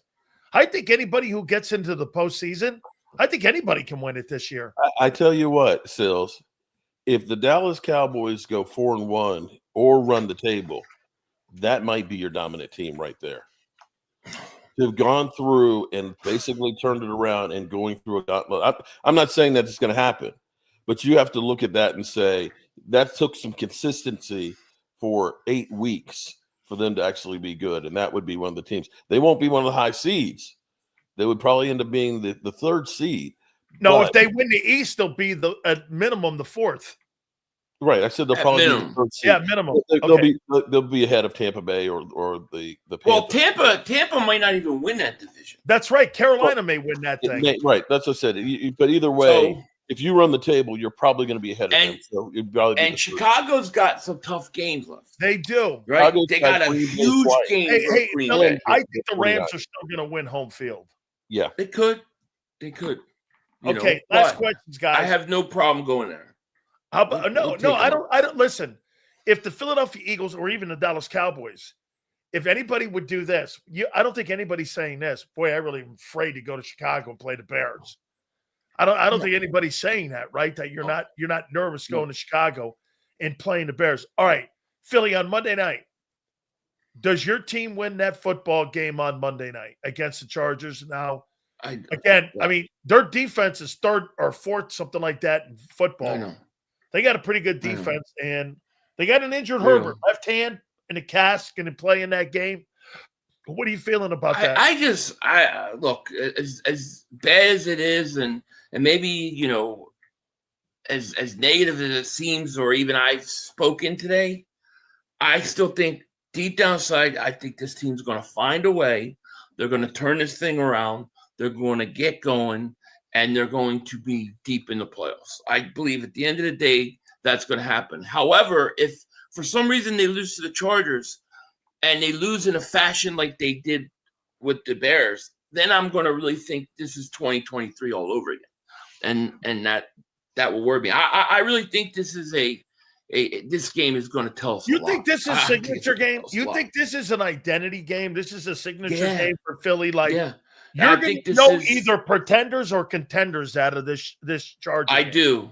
I do. Yeah, I do. You lost 2 in a row. You haven't looked good. And if you can't get it together this game, you know, I don't care who you're playing, that you're playing the Raiders or Washington. Look at 2 years ago when they did collapse. Who were they losing to? Teams like Arizona. Yeah, New York. Right. They were getting destroyed by these teams. So to me, it would be that again. I don't think that's what's going to happen. I don't think they're going to choke. I think they're past that. And I think that they're going to get through these 2 games. I think there's still 5 games. Not every team is playing great right now. There is nobody really playing that great that is a playoff team. And so the Eagles, they just need to get going. If they can find any semblance of a run game, I think they could turn this thing around, get hot, and then be the most dangerous team in the playoffs. Mark, for you, tomorrow night, I'll tell you what, man, this is your season on the line too. Philly just laid it out for you and said, we're going to know about this Eagle team on Monday night. He says it's kind of like you're on the highway, and what off-ramp are you going here? You're going to go to the playoff off-ramp for the Eagles, or are you going to go home? Okay, so for you too, I got to feel this is the same thing. I mean, you guys got great momentum. I'm a believer in momentum. You head in this Detroit game. I don't think Detroit's got a lot of momentum in this ball game. They're injured, a football team. You win this game tomorrow night? Well, here's what I'm going to say. Before we played the Eagles, I said this is the biggest game that we've had in a long time. This is the playoffs. And once that game was done, it became Kansas City was the biggest game we played in a long time, which is playoffs. That game is over. Now, this is the biggest game the Cowboys have played in a long time, and it's a playoff game. And we'll find out, the Cowboys for real or not. If you end up reeling off beating Detroit, Kansas City, and Philadelphia in 11 days, the 3 of those, you have to say that team is actually for real. So, yeah, I think that they rise to the occasion, that this is not the same Cowboys team from front office to the players that we've been used to. They are now no bullshit type players. They are getting rid of anybody that doesn't fit. Jaden Blue may be a 5th-round draft pick running back that we thought was going to play. Your ass is pretty much left field, kind of like Jimmy Johnson did with the kicker. So they're beginning to really buy in, and they're really playing together as a team. We'll see if it continues. I'll tell you what, if he wins that game tomorrow night, you can slam dunk the most valuable player award for Dak Prescott. If he wins that ball game tomorrow with 7 wins. Yeah. No Philly. 7 wins. Come on. I tell you what, Stafford. Your quarterback better step it up, dude. You're not gonna hear me argue that. I agree. I hated the way they looked, and to me, they weren't ready to play. So they got to get it fixed. But at the same time, everybody's writing this team off. I'm not willing to do that yet. This is still the Super Bowl champs. And when Mark loses tomorrow night and he's depressed, just give me a call, buddy. We could watch a little bit of Cowboys last bowl. Here's the reality. Here's my reality, though. The Eagles. This is your reality, Mark. Have to get in. This is your reality. Win 3 games and you're done. Okay. If you can't win 3 games out of the last 5, you don't deserve to be in the playoffs. That's the bottom line. Hey, Mark, ready? Here we go. Here we go. Hey, Philly. Listen How to this. about It's like them some Cowboys? mating call. You disgusting pigs! I tell you. Hey, you want some soft cream cheese, buddy? No, I'm not. Hey, I'm not eating any. listen, I think this is the most interesting week for the Cowboys and Eagles of the year. It not even playing against one another because, Mark, tomorrow is your season. And I Every do week is. believe Philly, Monday is their season. I think these are both must-win. Yeah. These are Yeah. both must-win games. Because you're right, And it's Philly. If you win that game Monday, I think you turn around and I think you're back on the rails again. If you don't, I tell you, man, I think the rails are off. Yeah, I think we win this game. I think we bounce back. We're ready to go. Shout out to Zander on his first cup of eggnog, nectar of the gods. I love the eggnog. That's my stuff. Guys, I love both of you, man. You guys are spectacular. Love you too. Hey, so Mark is in like Jerry Jones's suite right now because he's on a high He's on right it. now. No, shout out. No, actually, Marcus- we're on a little vacation because my wife turned 60 on Friday, and my birthday was 60 in October. So we're having a get together with the family and kids and stuff. So we're celebrating being here Congratulations that to you. long. How Thank long you. have Boy, you your been married? wife is a saint. We've been I'll tell married you that. Put up 23 with this years. guy's shit. 23 How many? years. 23 years. 23 years. Wow, that's fantastic. Hey, Mark, you ready for Thank you. this? What's My that? psycho wife, I've been with her 35 years. Oh man, you're just Man, a she crazy must keeper. really be the greatest person ever. Pull up with your ass. Guys, I love you to death, man. I'll see you soon. All right. Congratulations. Love Hey, you by the guys. way, good All right. luck, Love you, man. Philly. Good Can I luck put the to you candles out now? You guys done? You guys. disgusting pigs. Oh, shit. I love it. I love it. I love these guys. Thank you, guys. I'll see you soon. All right. Man. Peace. Oh my God, that segment never disappoints. It just never disappoints. I don't care. By the way, I got Wes Chandler coming on, and it will never do anywhere near the numbers of these guys, man. I love it, man. Again, like I said, these guys are like the Charles Barkleys of like the show here, man. It's really great. I love having these guys on. It's my favorite segment of the week. You know, I love talking with Philly Godfather on Friday, but this is one of my favorite segments, man. And that includes Michael Irvin or whomever we're ever going to get on here. So, yeah, I'm trying to work on Phillip Rivers this week, too. So, see if we can get his ass on here. But thank you guys so much, man. That was great. Yeah, Mark's sitting around. You see him smiling, too? All he was doing is this. God, it's so good not to be getting my ass kicked and having my boys winning ball games. And I could talk about Dak Prescott being an MVP candidate. George Pickens, by the way, they may have a couple of first-team All-Pros. Quinnen Williams, Dak Prescott. Let's see. What quarterback? Oh, no.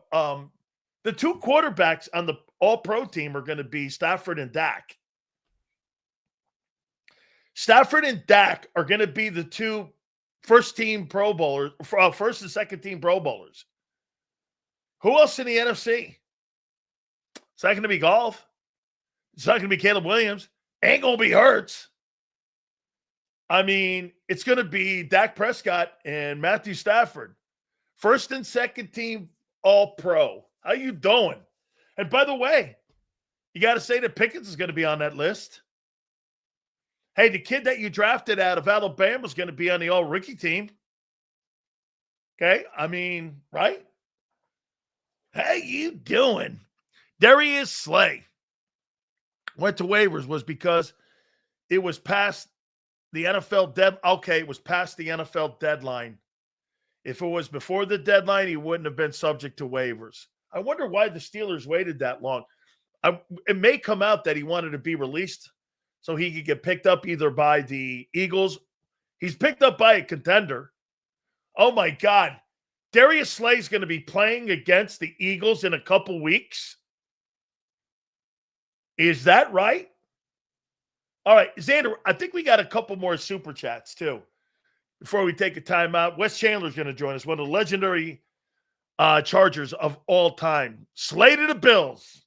Absolutely, man. The most anticipated battle royale in history. By the way, Next week will be even more interesting, especially if both teams win. Or if one wins and one loses. See, Philly's not getting it a little bit. If the Cowboys go 4-1, they win the division. Now, if the Eagles go 4-1, they win the division, of course. But if they go 2-3, Cowboys win the division. Seals, me personally, I would draft a guard from Penn State next year. He can play both guard positions, right and left. I'm looking at replacing Lane Johnson. Slay's cooked. Oh, now Slay's cooked. Okay. Slay was always cooked in a press defense. I never thought that was a good fit. Okay. Sills makes 4 million prediction, gets one right, and then gives himself tabs on the back. Hey, Angelo, the only thing I gave you predictions on is that nothing on that defense would fucking come through this year, and it hasn't. I said your running back was never going to gain fucking $2,000, and you get sitting there going, Glazing, he's going to be $2,000 again. Quarterback was going to go for $4,000. Okay, the quarterback will never in his career. Jalen Hurts here will never throw for 4,000 yards in the history of his life, let alone 3,700 yards. They wait to drop Slay because they wanted to see how Asante Samuel panned out. Okay, gotcha, D. That's good. Ever.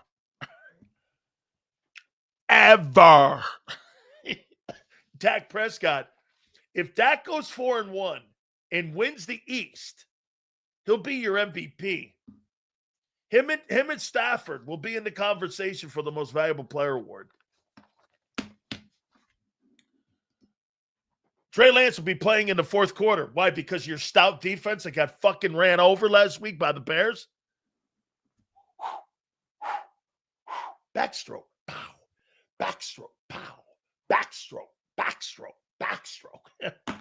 You got 2 first-round draft choices getting murdered at the D tackle position. What happened? Oh, that's right. I'm hurt. No, you mean you're lazy. Oh, no, you mean you're out of shape. Okay. You mean you're undisciplined. Oh, okay. Pick one.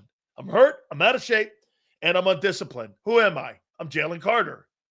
Welcome to 2025 and my nightmare. Hey, you doing? All right. One of my greatest friends will join us, Wes Chandler. One of the truly greatest wide receivers in pro football history will join us. He was on that Air Coryell team that was considered one of the greatest passing offenses in the history of the National Football League. You're never going to find a guy who was there with Charlie Joyner, was with Kellen Winslow, and with Dan Fouts. He works in the broadcast team for the Chargers, and we're going to talk to him. We're going to get an update. He also mentored Keenan Allen when he was the wide receiver coach at Cal. So we'll talk with him, get his thoughts on Justin Herbert. Truly one of the greatest players of all time, Wes Chandler. Former Gator, too, by the way. All right, let's pay some bills. Our good friends at Morgan & Morgan, the #1 injury law firm in all of America for a reason. And you know what that reason is? They win. That's right. They win. Thousands of attorneys from coast to coast. Make it so, folks. Guess what? That if your family ever in need of representation, if you've ever been hurt on the job, this is what Morgan & Morgan is here for. By the way, it's a family-run business. It's the largest injury law firm in the world, and yet it's a family-run business. From father, son, wife, everything for the last 25 years, these are the people you want defending you and your family. Go to forthepeople.com/big sales or pound law 529. That's forthepeople.com/big sales or pound law 529 and do me a favor. You tell them Big Sales sent you. There's a reason Detective Johnson is the gossip king. Oh, did you hear? Jackie and Tom are getting a divorce? Sad. Well, I heard that Ashley Had work done on her face? Yeah, oof. Just like there's a reason Morgan & Morgan is America's largest injury law firm. Injured? With over $25 billion recovered for our clients, there's a reason to go big. Bathroom? Okay. Morgan & Morgan, America's largest injury law firm. Oh, okay. Ignite your nights with free live entertainment daily, only at Live Casino and Hotel Philadelphia's Center Bar. 7 days a week, enjoy some of the region's top party bands, performers, and DJs as they take the stage in the heart of the casino action. Great cocktails, live music, and lively moments. It's all happening at Center Bar at Live Casino and Hotel Philadelphia. Visit livecasinophilly.com for more details and the complete list of upcoming events. Must be 21 or older. Gambling problem? Call 1-800-GAMBLER. This is Eric. When he got injured in a car accident, he called Morgan & Morgan. He not only gets a lawyer, he gets trial lawyers like Sam and Jessica, who are in it to win it. He gets his own investigators with briefcases, leather ones. And if you ever have questions, our customer service folks keep things rolling. Injured? We're your army. Morgan & Morgan, America's largest injury law firm. Welcome to the Jet Setters and the High Rollers, to the Shot Takers and the Tastemakers. Welcome to the Viewfinders, the Thrill Seekers, and the Night Owls. Welcome to everything you could possibly want on one 5-mile island. Welcome to the Wildwoods. Book your stay today. In our hometown, we all look out for each other. We go the extra mile to lend a helping hand. Thank you. We step up to keep our communities going strong. And at Independence Blue Cross, we're here to keep you going strong. We've been deeply rooted in our communities for more than 85 years. And that connection to members has earned us our spot as the #1 health insurer in the region. So while you look out for your neighbors, know IBX is always looking out for you.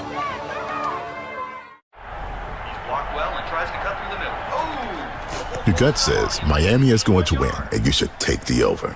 Your gut also said your NFT selfies would only go up in value. They didn't. But your head is on Sports Grid and knows the QB is in concussion protocol. The backup has a 45 QBR against the zone coverage. The New York D has the most sacks in the league. So yeah, trust your head. It's smarter to be on Sports Grid. EAGLES. Eagles.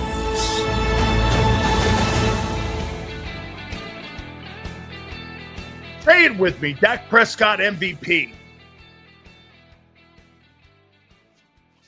MVP, Dak Prescott. So let me take a look at Dak's numbers now. And let me take a look at what he's done with the players around him and what the Cowboys have done. Okay. So right now, Prescott's on pace for 4,600 yards, 4,600. Let's take a look at Pickens is, wow. Pickens is on pace for 1,700 yards. CeeDee's missed a lot of time. Can CeeDee get 1,000? Yep. CeeDee's on pace for 1,100 yards. It's the best offense. And what about the running back? He's on pace for 1,400 yards. So wait a minute. Prescott's on pace for 4,600 yards and 35 touchdowns. Pickens is on pace for 1,700 yards. And Lamb, who missed time, is on pace for 1,100 yards. And the running back is on pace for 1,400 yards. It's by far the best offense in the NFC East. I mean, they've taken over for the Eagles as the best offense in football. Now, they paid a quarterback 60. They paid a wide receiver 30-something. Pickens, I can't wait to see what they're going to do with his ass because that guy's going to command big money. And if Dallas doesn't want to pay I can't see two wideouts being paid over $36 million in Dallas. He may do that because he saved money on not having Michael Parsons. And the running back has had a spectacular year. The running back is the best back in the NFC East. So wait a minute. Let me get this right. Quarterback's the best quarterback in the NFC East. The wide receiving duo is the best wide receiver duo in the East. And the running back's the best running back. And the O-line's the best. How did that happen in a matter of 2 months? How did the Cowboys pass you? I mean, what move have they made? Pickens? And what? The kid they got from Bama? I mean, no, get this. That's not true. Bro, we have conversations in here that you don't want to hear because we talk about all the competition right now. And it's for the NFC East I'm talking. What you're saying is you think that I'm saying that just to give you shit and throw jabs at you. I'm asking you, how could a $200 million payroll lose their grip on the East like that when the Cowboys were dog shit at the beginning of the year? And by the way, I think that because of the beginning of the year, I think the Dallas Cowboys and some of those shitty games they played are going to come back to haunt them. I don't know they make the playoffs. It's highly unlikely still the Cowboys make the playoffs. I think that Arizona game is going to haunt them. If they win that Arizona game, instead of sitting now at, 6-5-1, they'd be 7-4-1. They'd be in a way better position. But Dallas has momentum. You don't have momentum. You have negative momentum. Wait a minute. Come on, Sills, get off the Cowboys jockstraps already. What are you talking about? They're in your fucking division. You don't want to do just sit around here and glaze your team that's underachieving? The Cowboys are overachieving.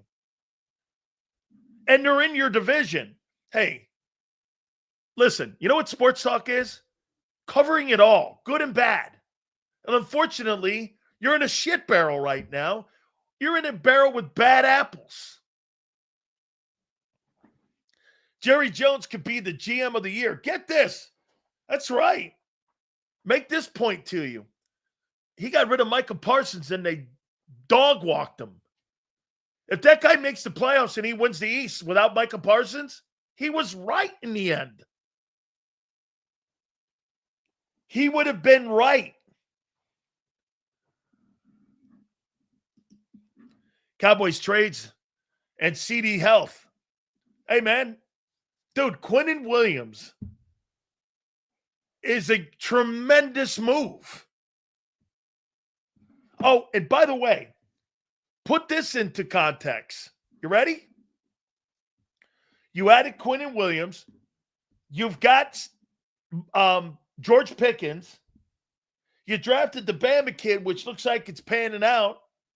And you got an additional one in this coming April draft for the Parsons deal. So you got 2 ones. Cowboys are in a fucking great place. I mean, you're in a great place. You know what I'll give you, kid? You're going down the toilet. You're worried about bitching at one another and throwing eggs at OCs. Cowboys ain't doing any of that shit. You're throwing eggs at your offensive coordinator. You know what they're doing?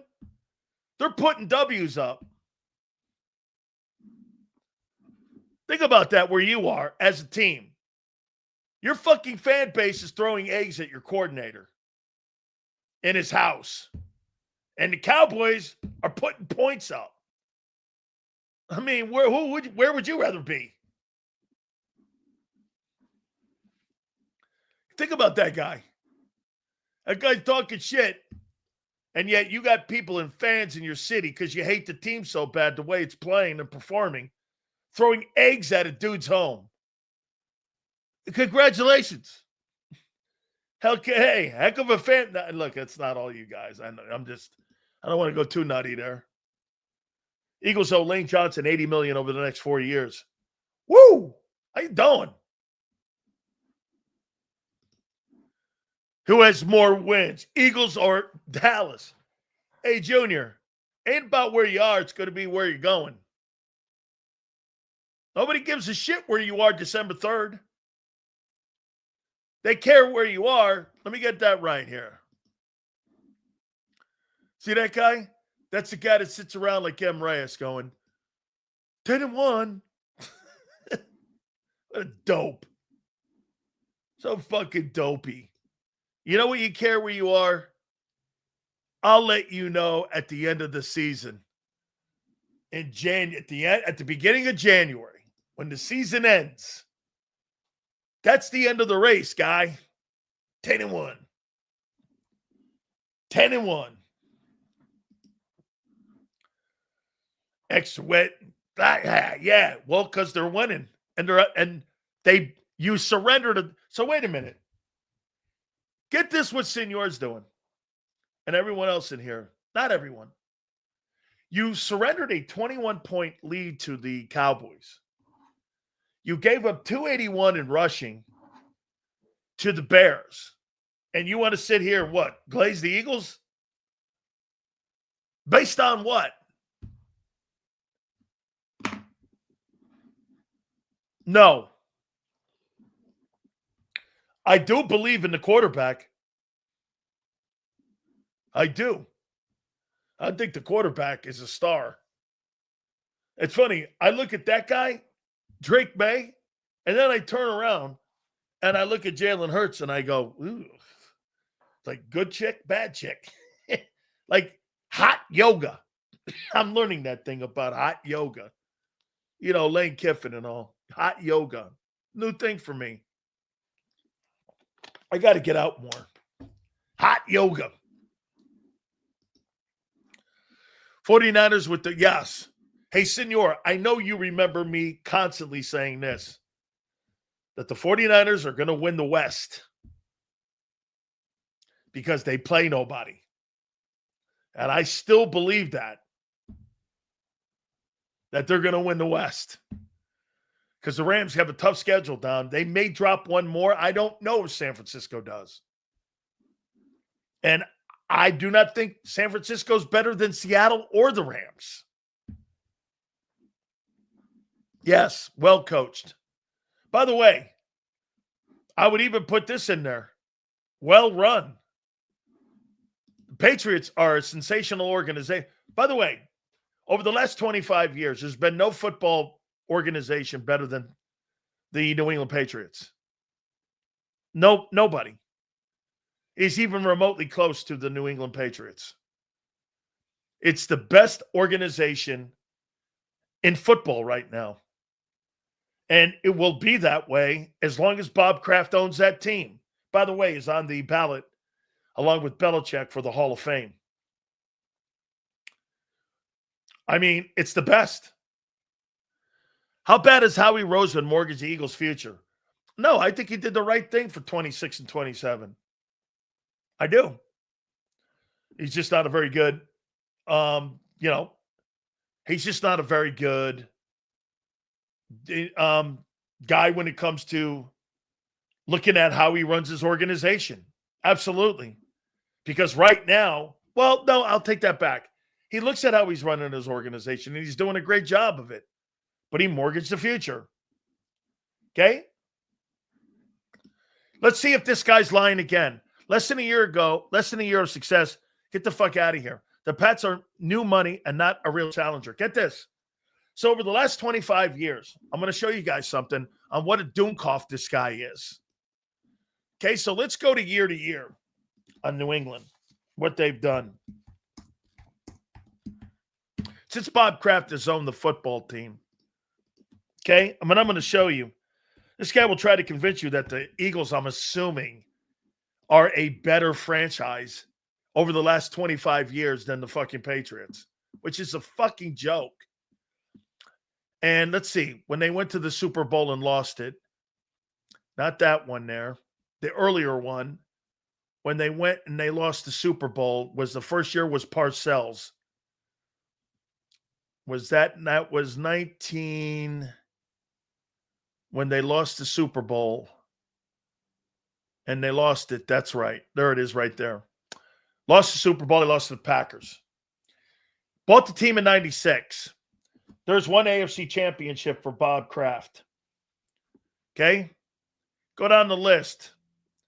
Won the Super Bowl, AFC championship, Super Bowl. AFC championship, Super Bowl. AFC championship, Super Bowl. AFC championship, Super Bowl. AFC championship, Super Bowl. AFC championship, Super Bowl. Lost the Super Bowl. AFC championship. Won the Super Bowl. And in the last 3 years, in 2022, 2023, and 2024, the Patriots had 3 losing seasons in that time frame, and now they're the number 1 seed in New England. In the AFC right now. The number 1 team and the number 1 seed in a matter of 3 years. Don't fucking talk to me about who the best organization is. It's New England, and it's run by Kraft. By the way, that Super Bowl they lost the first year wasn't Brady. It was Bledsoe. Bob Kraft has been to a Super Bowl prior to Brady being there. Okay? And by the way, you get credit for drafting a 6th rounder and developing him. So now they're the number 1 seed with a completely different face and a new coach, new players, and they're number 1 again. How you doing? I know. Eagles are better. Bob Kraft has 11. Let me see. Yes. Bob Kraft has 11 AFC titles and 6 Super Bowl wins. In the last, since 1996.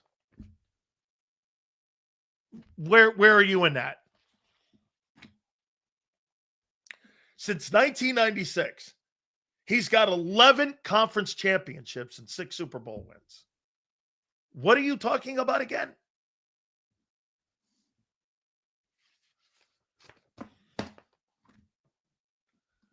Exactly what? Right? What are you talking about? I mean,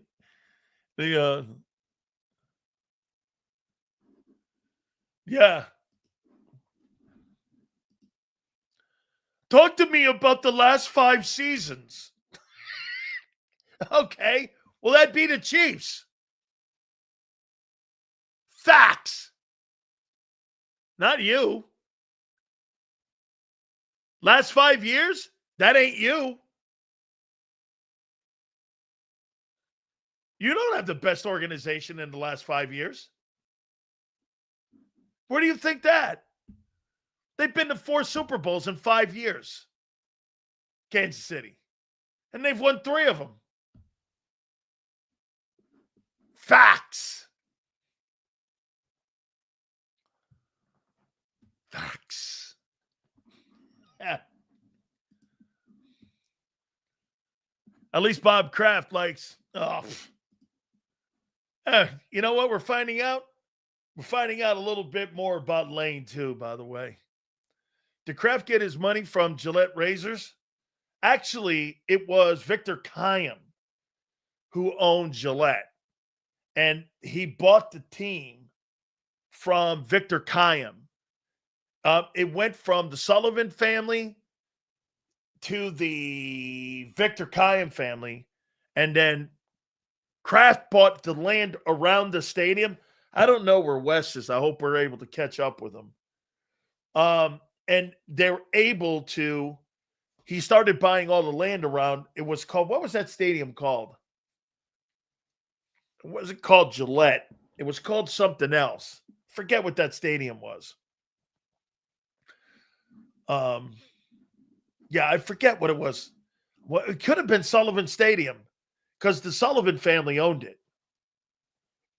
Chiefs, Bills, Ravens, Bengals all have a worse record than the Eagles. Let me guess. AFC's tougher. I'm sorry? Chiefs, Bills, Ravens, Bengals all have a worse record than the Eagles. Let me guess. AFC's tougher. No, I don't think the AFC's tougher this year. I think what's happened is that Lamar's been injured. The Bills have been underwhelming. Let's see. Who else got injured? So you lost Burrow for the majority of the year. The Chiefs are not, again, they're running out of gas a little bit. That sounds right, Reyes. Hey, Dan, congratulations. You troll Eagles better than Mark Holmes. How about this, Ray? You think trolling is telling the truth? That's fabulous. If that's what trolling is just talking. See, listen, I'm not an Eagle fan. And I told you, I like your fan base, though. I love your fan base, to be candid. Okay, I mean, I do. But you're delusional. Because you think there's no other people and no other organizations or no other guys playing better. Like your quarterback, this love affair that you have for the limited quarterback that you have in Jalen Hurts is beyond my knowledge of why you do that. I don't know how you don't look at that and go, that guy is not very skilled. Here, let's put it out there. I don't know how you don't. You look at the rest of the quarterbacks around the league and you go, he's not as skilled as these guys. He's fucking not as skilled as Mayfield. I don't know how you don't see that. But for some way, there's some sort of like fog or something that's in Philly that has clouded your judgment. And you see, because the guy wins, you think that the guy has this immaculate skill. He doesn't. And I don't know how you see that. Quarterbacks win in. Troy Aikman is not overly skilled. Nobody, get this, nobody would ever go like this. In the era of Marino and Young and Elway and Montana, and say Steve Young or Troy Aikman was better than them guys. Wait a minute, he's got 3 Super Bowls. The skill is winning? That's a team thing, dude. It's not a quarterback thing. Troy Aikman won 3. Get this. Okay, Troy Aikman won 3 Super Bowls. Would you take him over Dan Marino? Would you take him over John Elway? He's got more Super Bowls. I mean, Troy Aikman's not better than Phillip Rivers. I mean, you get paid on your skill set. You don't get paid winning Super Bowls. Who told you that? Where in the world do you think you get paid for winning Super Bowls? Professional athletes don't get paid on wins. They get paid on ability and their achievements and their production. They don't get paid on team goals. Look at the highest paid quarterbacks in the league. None of them have won. The only quarterbacks in the top 10 in paid salaries that have won Super Bowls is Jalen Hurts. The rest of those guys, they're not paid on wins. How many? That has no bearing.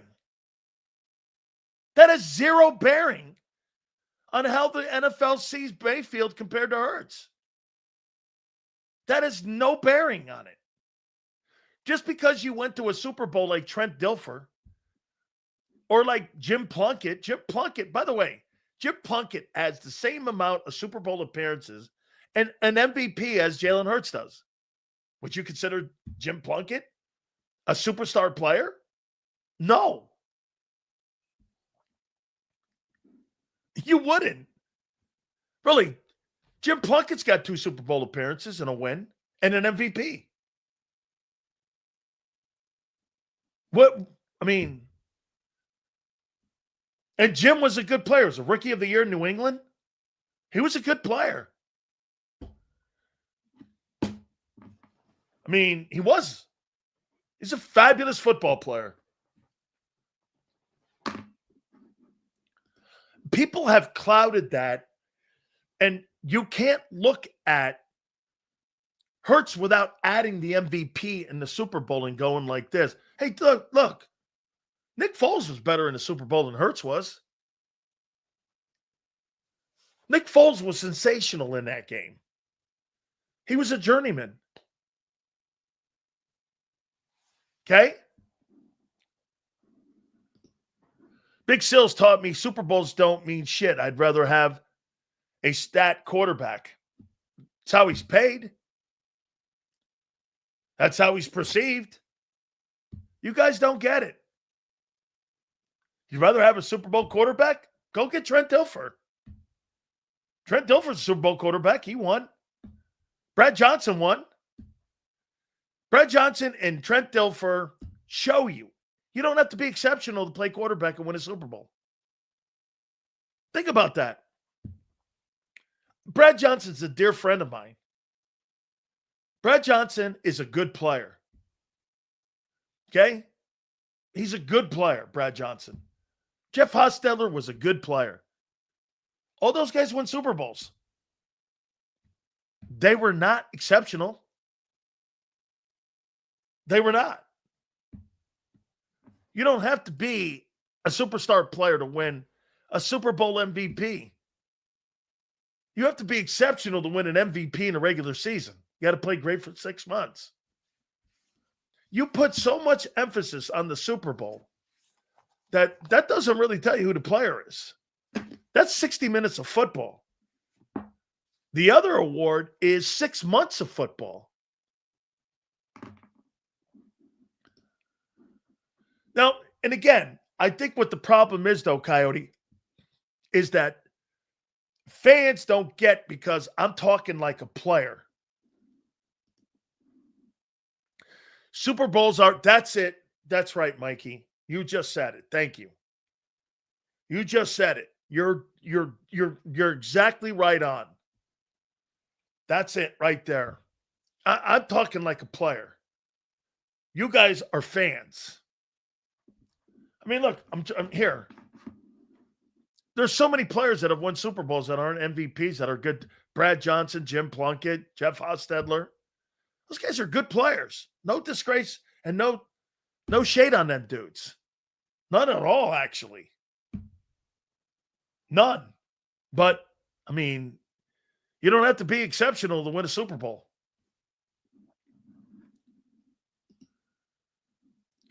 Okay, get this. You're missing the point, as always. But that's a fan. I sometimes think it's better to not have... Well, here. Think about this for a second. It's a great comment. Hey, Ricardo, would you rather have a great roster like Jalen Hurts' roster? Or would you rather have the superstar quarterback like Buffalo? I'll take the Eagles and Jalen Hurts over Buffalo any day. Do you not agree? Jalen Hurts is nowhere near the talent that Josh Allen is. But Josh Allen doesn't have anywhere near the talent of players and the general manager that the Eagles have. So give me the roster.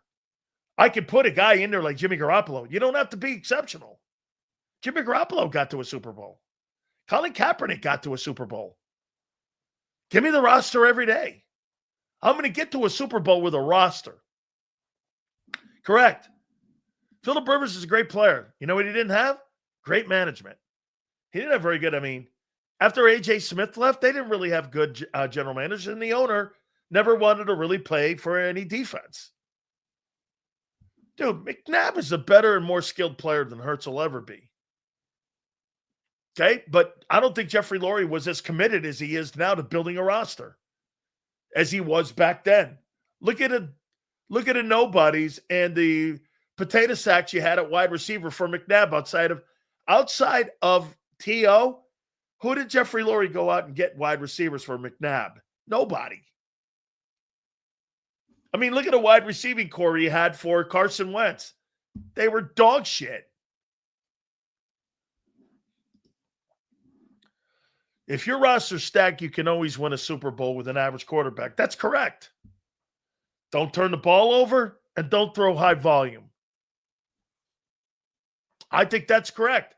And I think that's the Eagle philosophy. You know, it's funny. Hollywood, I wonder if they ever had a high volume quarterback. Hey, you want to know something? You know why Philadelphia has a great record? You know why Philly has had a great record for the last 25 years? M. Reyes is saying this. Do you know why you guys have never had like any problems being the most dominant team in the NFC East in the last 25 years? Think about that.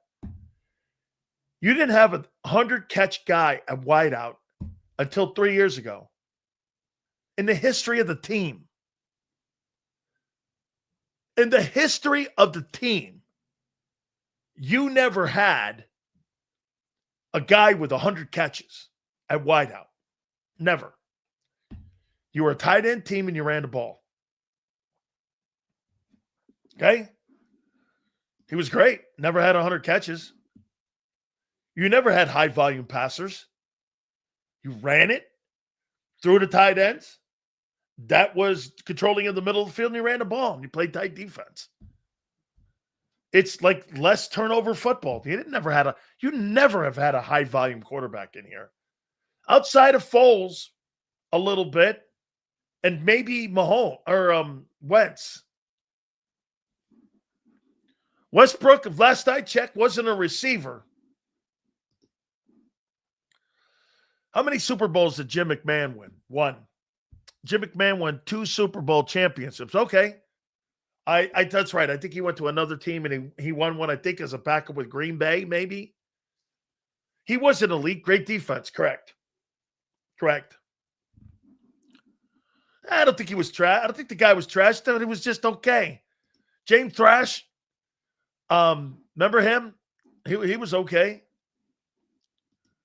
They were good on defense, right? And they ran the ball.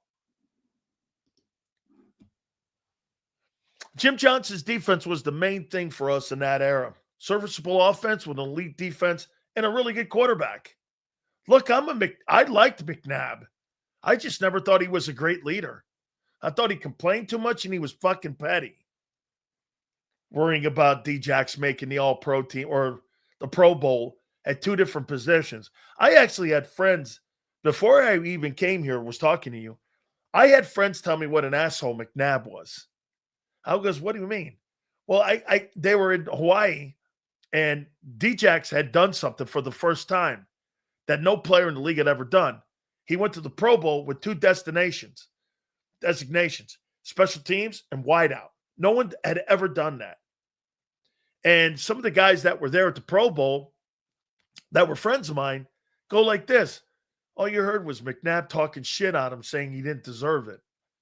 I was like, what? Everybody was stunned there. What a dick he was. He's talking shit on his own player. And that made me go, I wonder he couldn't handle T.O. I mean, the guy does something historic. He should be celebrating it. McNabb didn't like anybody having love for that. By the way, ask Deshaun Jackson about that. He'll tell you. Yeah, McNabb was talking shit on me in Hawaii. Everybody was coming up to me going, you hear what McNabb's saying? He says you didn't deserve the designation of being a Pro Bowler as a special teams guy in a wideout. He was first team All-Pro. He was first team Pro Bowl. McNabb's talking shit on him. I'm like, what? I mean, dude, talk about being an asshole.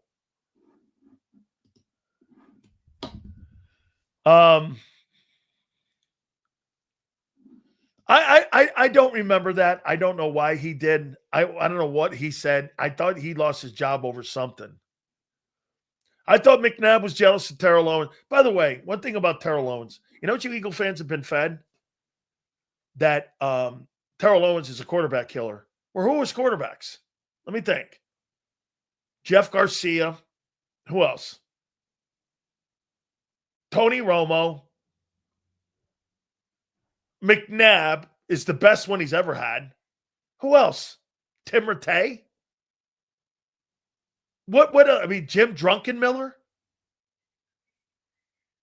I mean, give me a guy that Terrell Owens ruined that was Carson Palmer? Okay. Steve Young was never his quarterback. Let me think. Yeah, he was. But Young retired because of concussions. Yeah, Steve Young, you're right. Young. Yes, Steve Young, I think, had T.O. in his first couple of years there when he got to San Francisco. I think you're right. Okay, I do. John Kitna. Yeah, I'd like to take a look at that list. At the quarterback. And everybody in Philly's like, well, he was a locker room cancer to quarterbacks. Jeff fucking Garcia? I mean, I don't really give a shit what Jeff Garcia says. He had J.P. Lausman, I think, in Buffalo. J.P. Lausman, Jeff Garcia, John Kitna. I mean, who are these guys you're talking about that he ruined? Stiff quarterbacks? I mean, we're not talking about Dan Marino and John Elway and Steve Young and these guys. As a matter of fact, I was in the Bay Area when he was with the Niners. I couldn't believe who he was. I mean, get this, on Jerry Rice's, they had some sort of celebration for Jerry Rice. And I think he had 21 catches that day, Terrell Owens. I remember watching him play. It was fucking tremendous.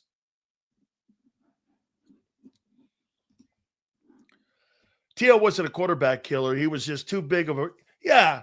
Well, his personality was, you know what his problem was? He had no filter.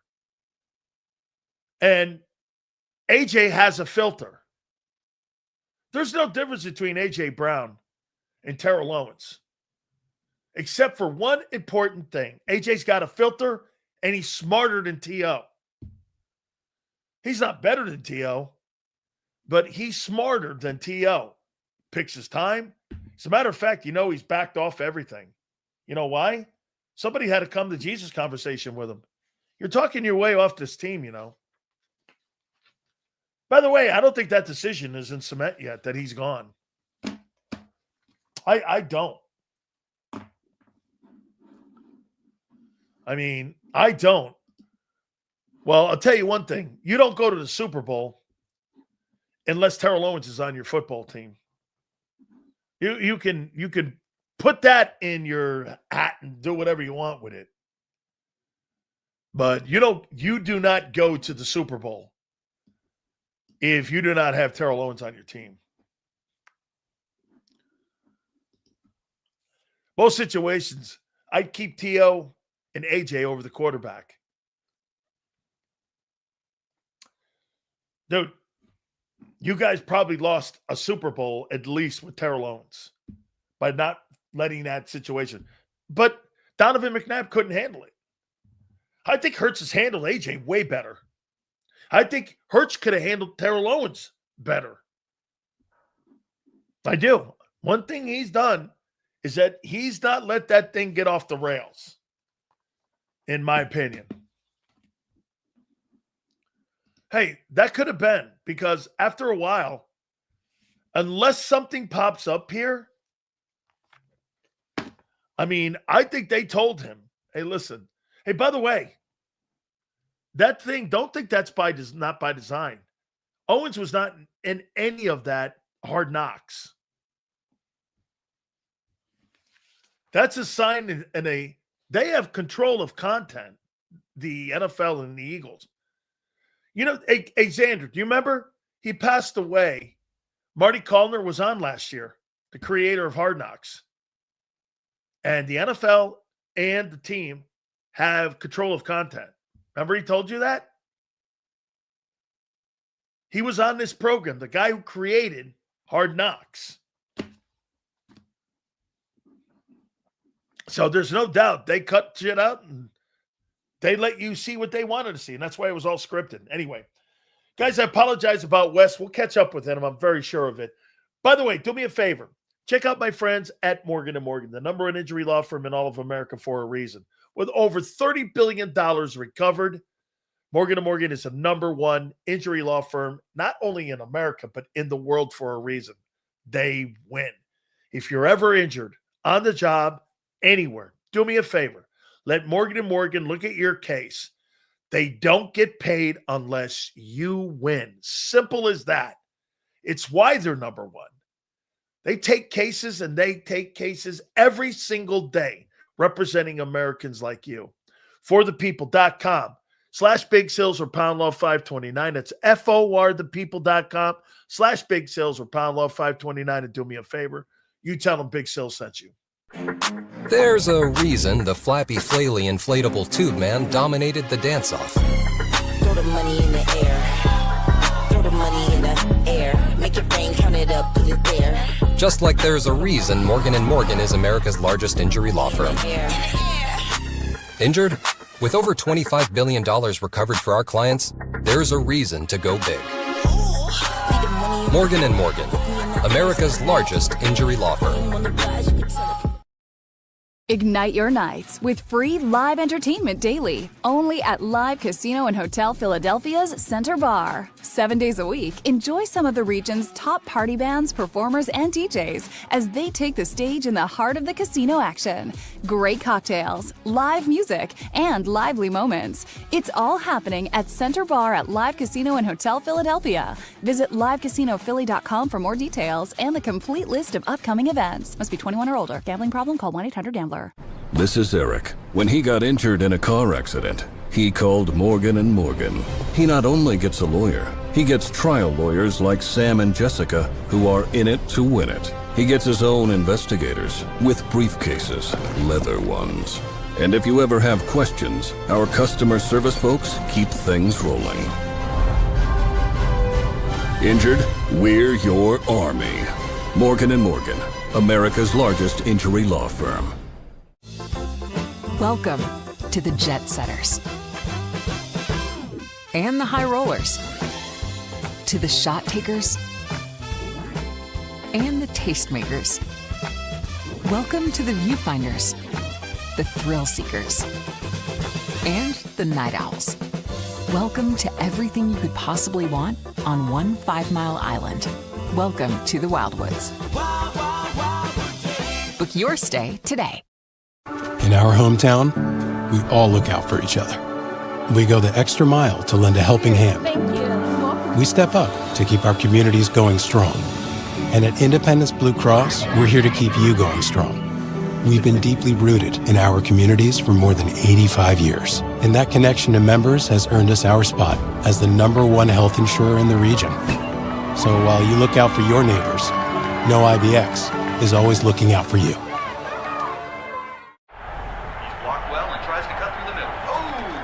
Your gut says Miami is going to win, and you should take the over. Your gut also said your NFC selfies would only go up in value.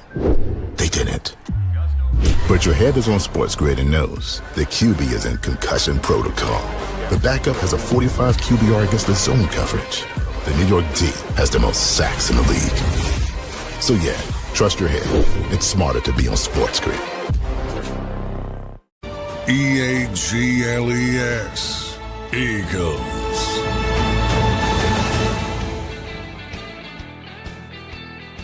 Guys, sensational as always.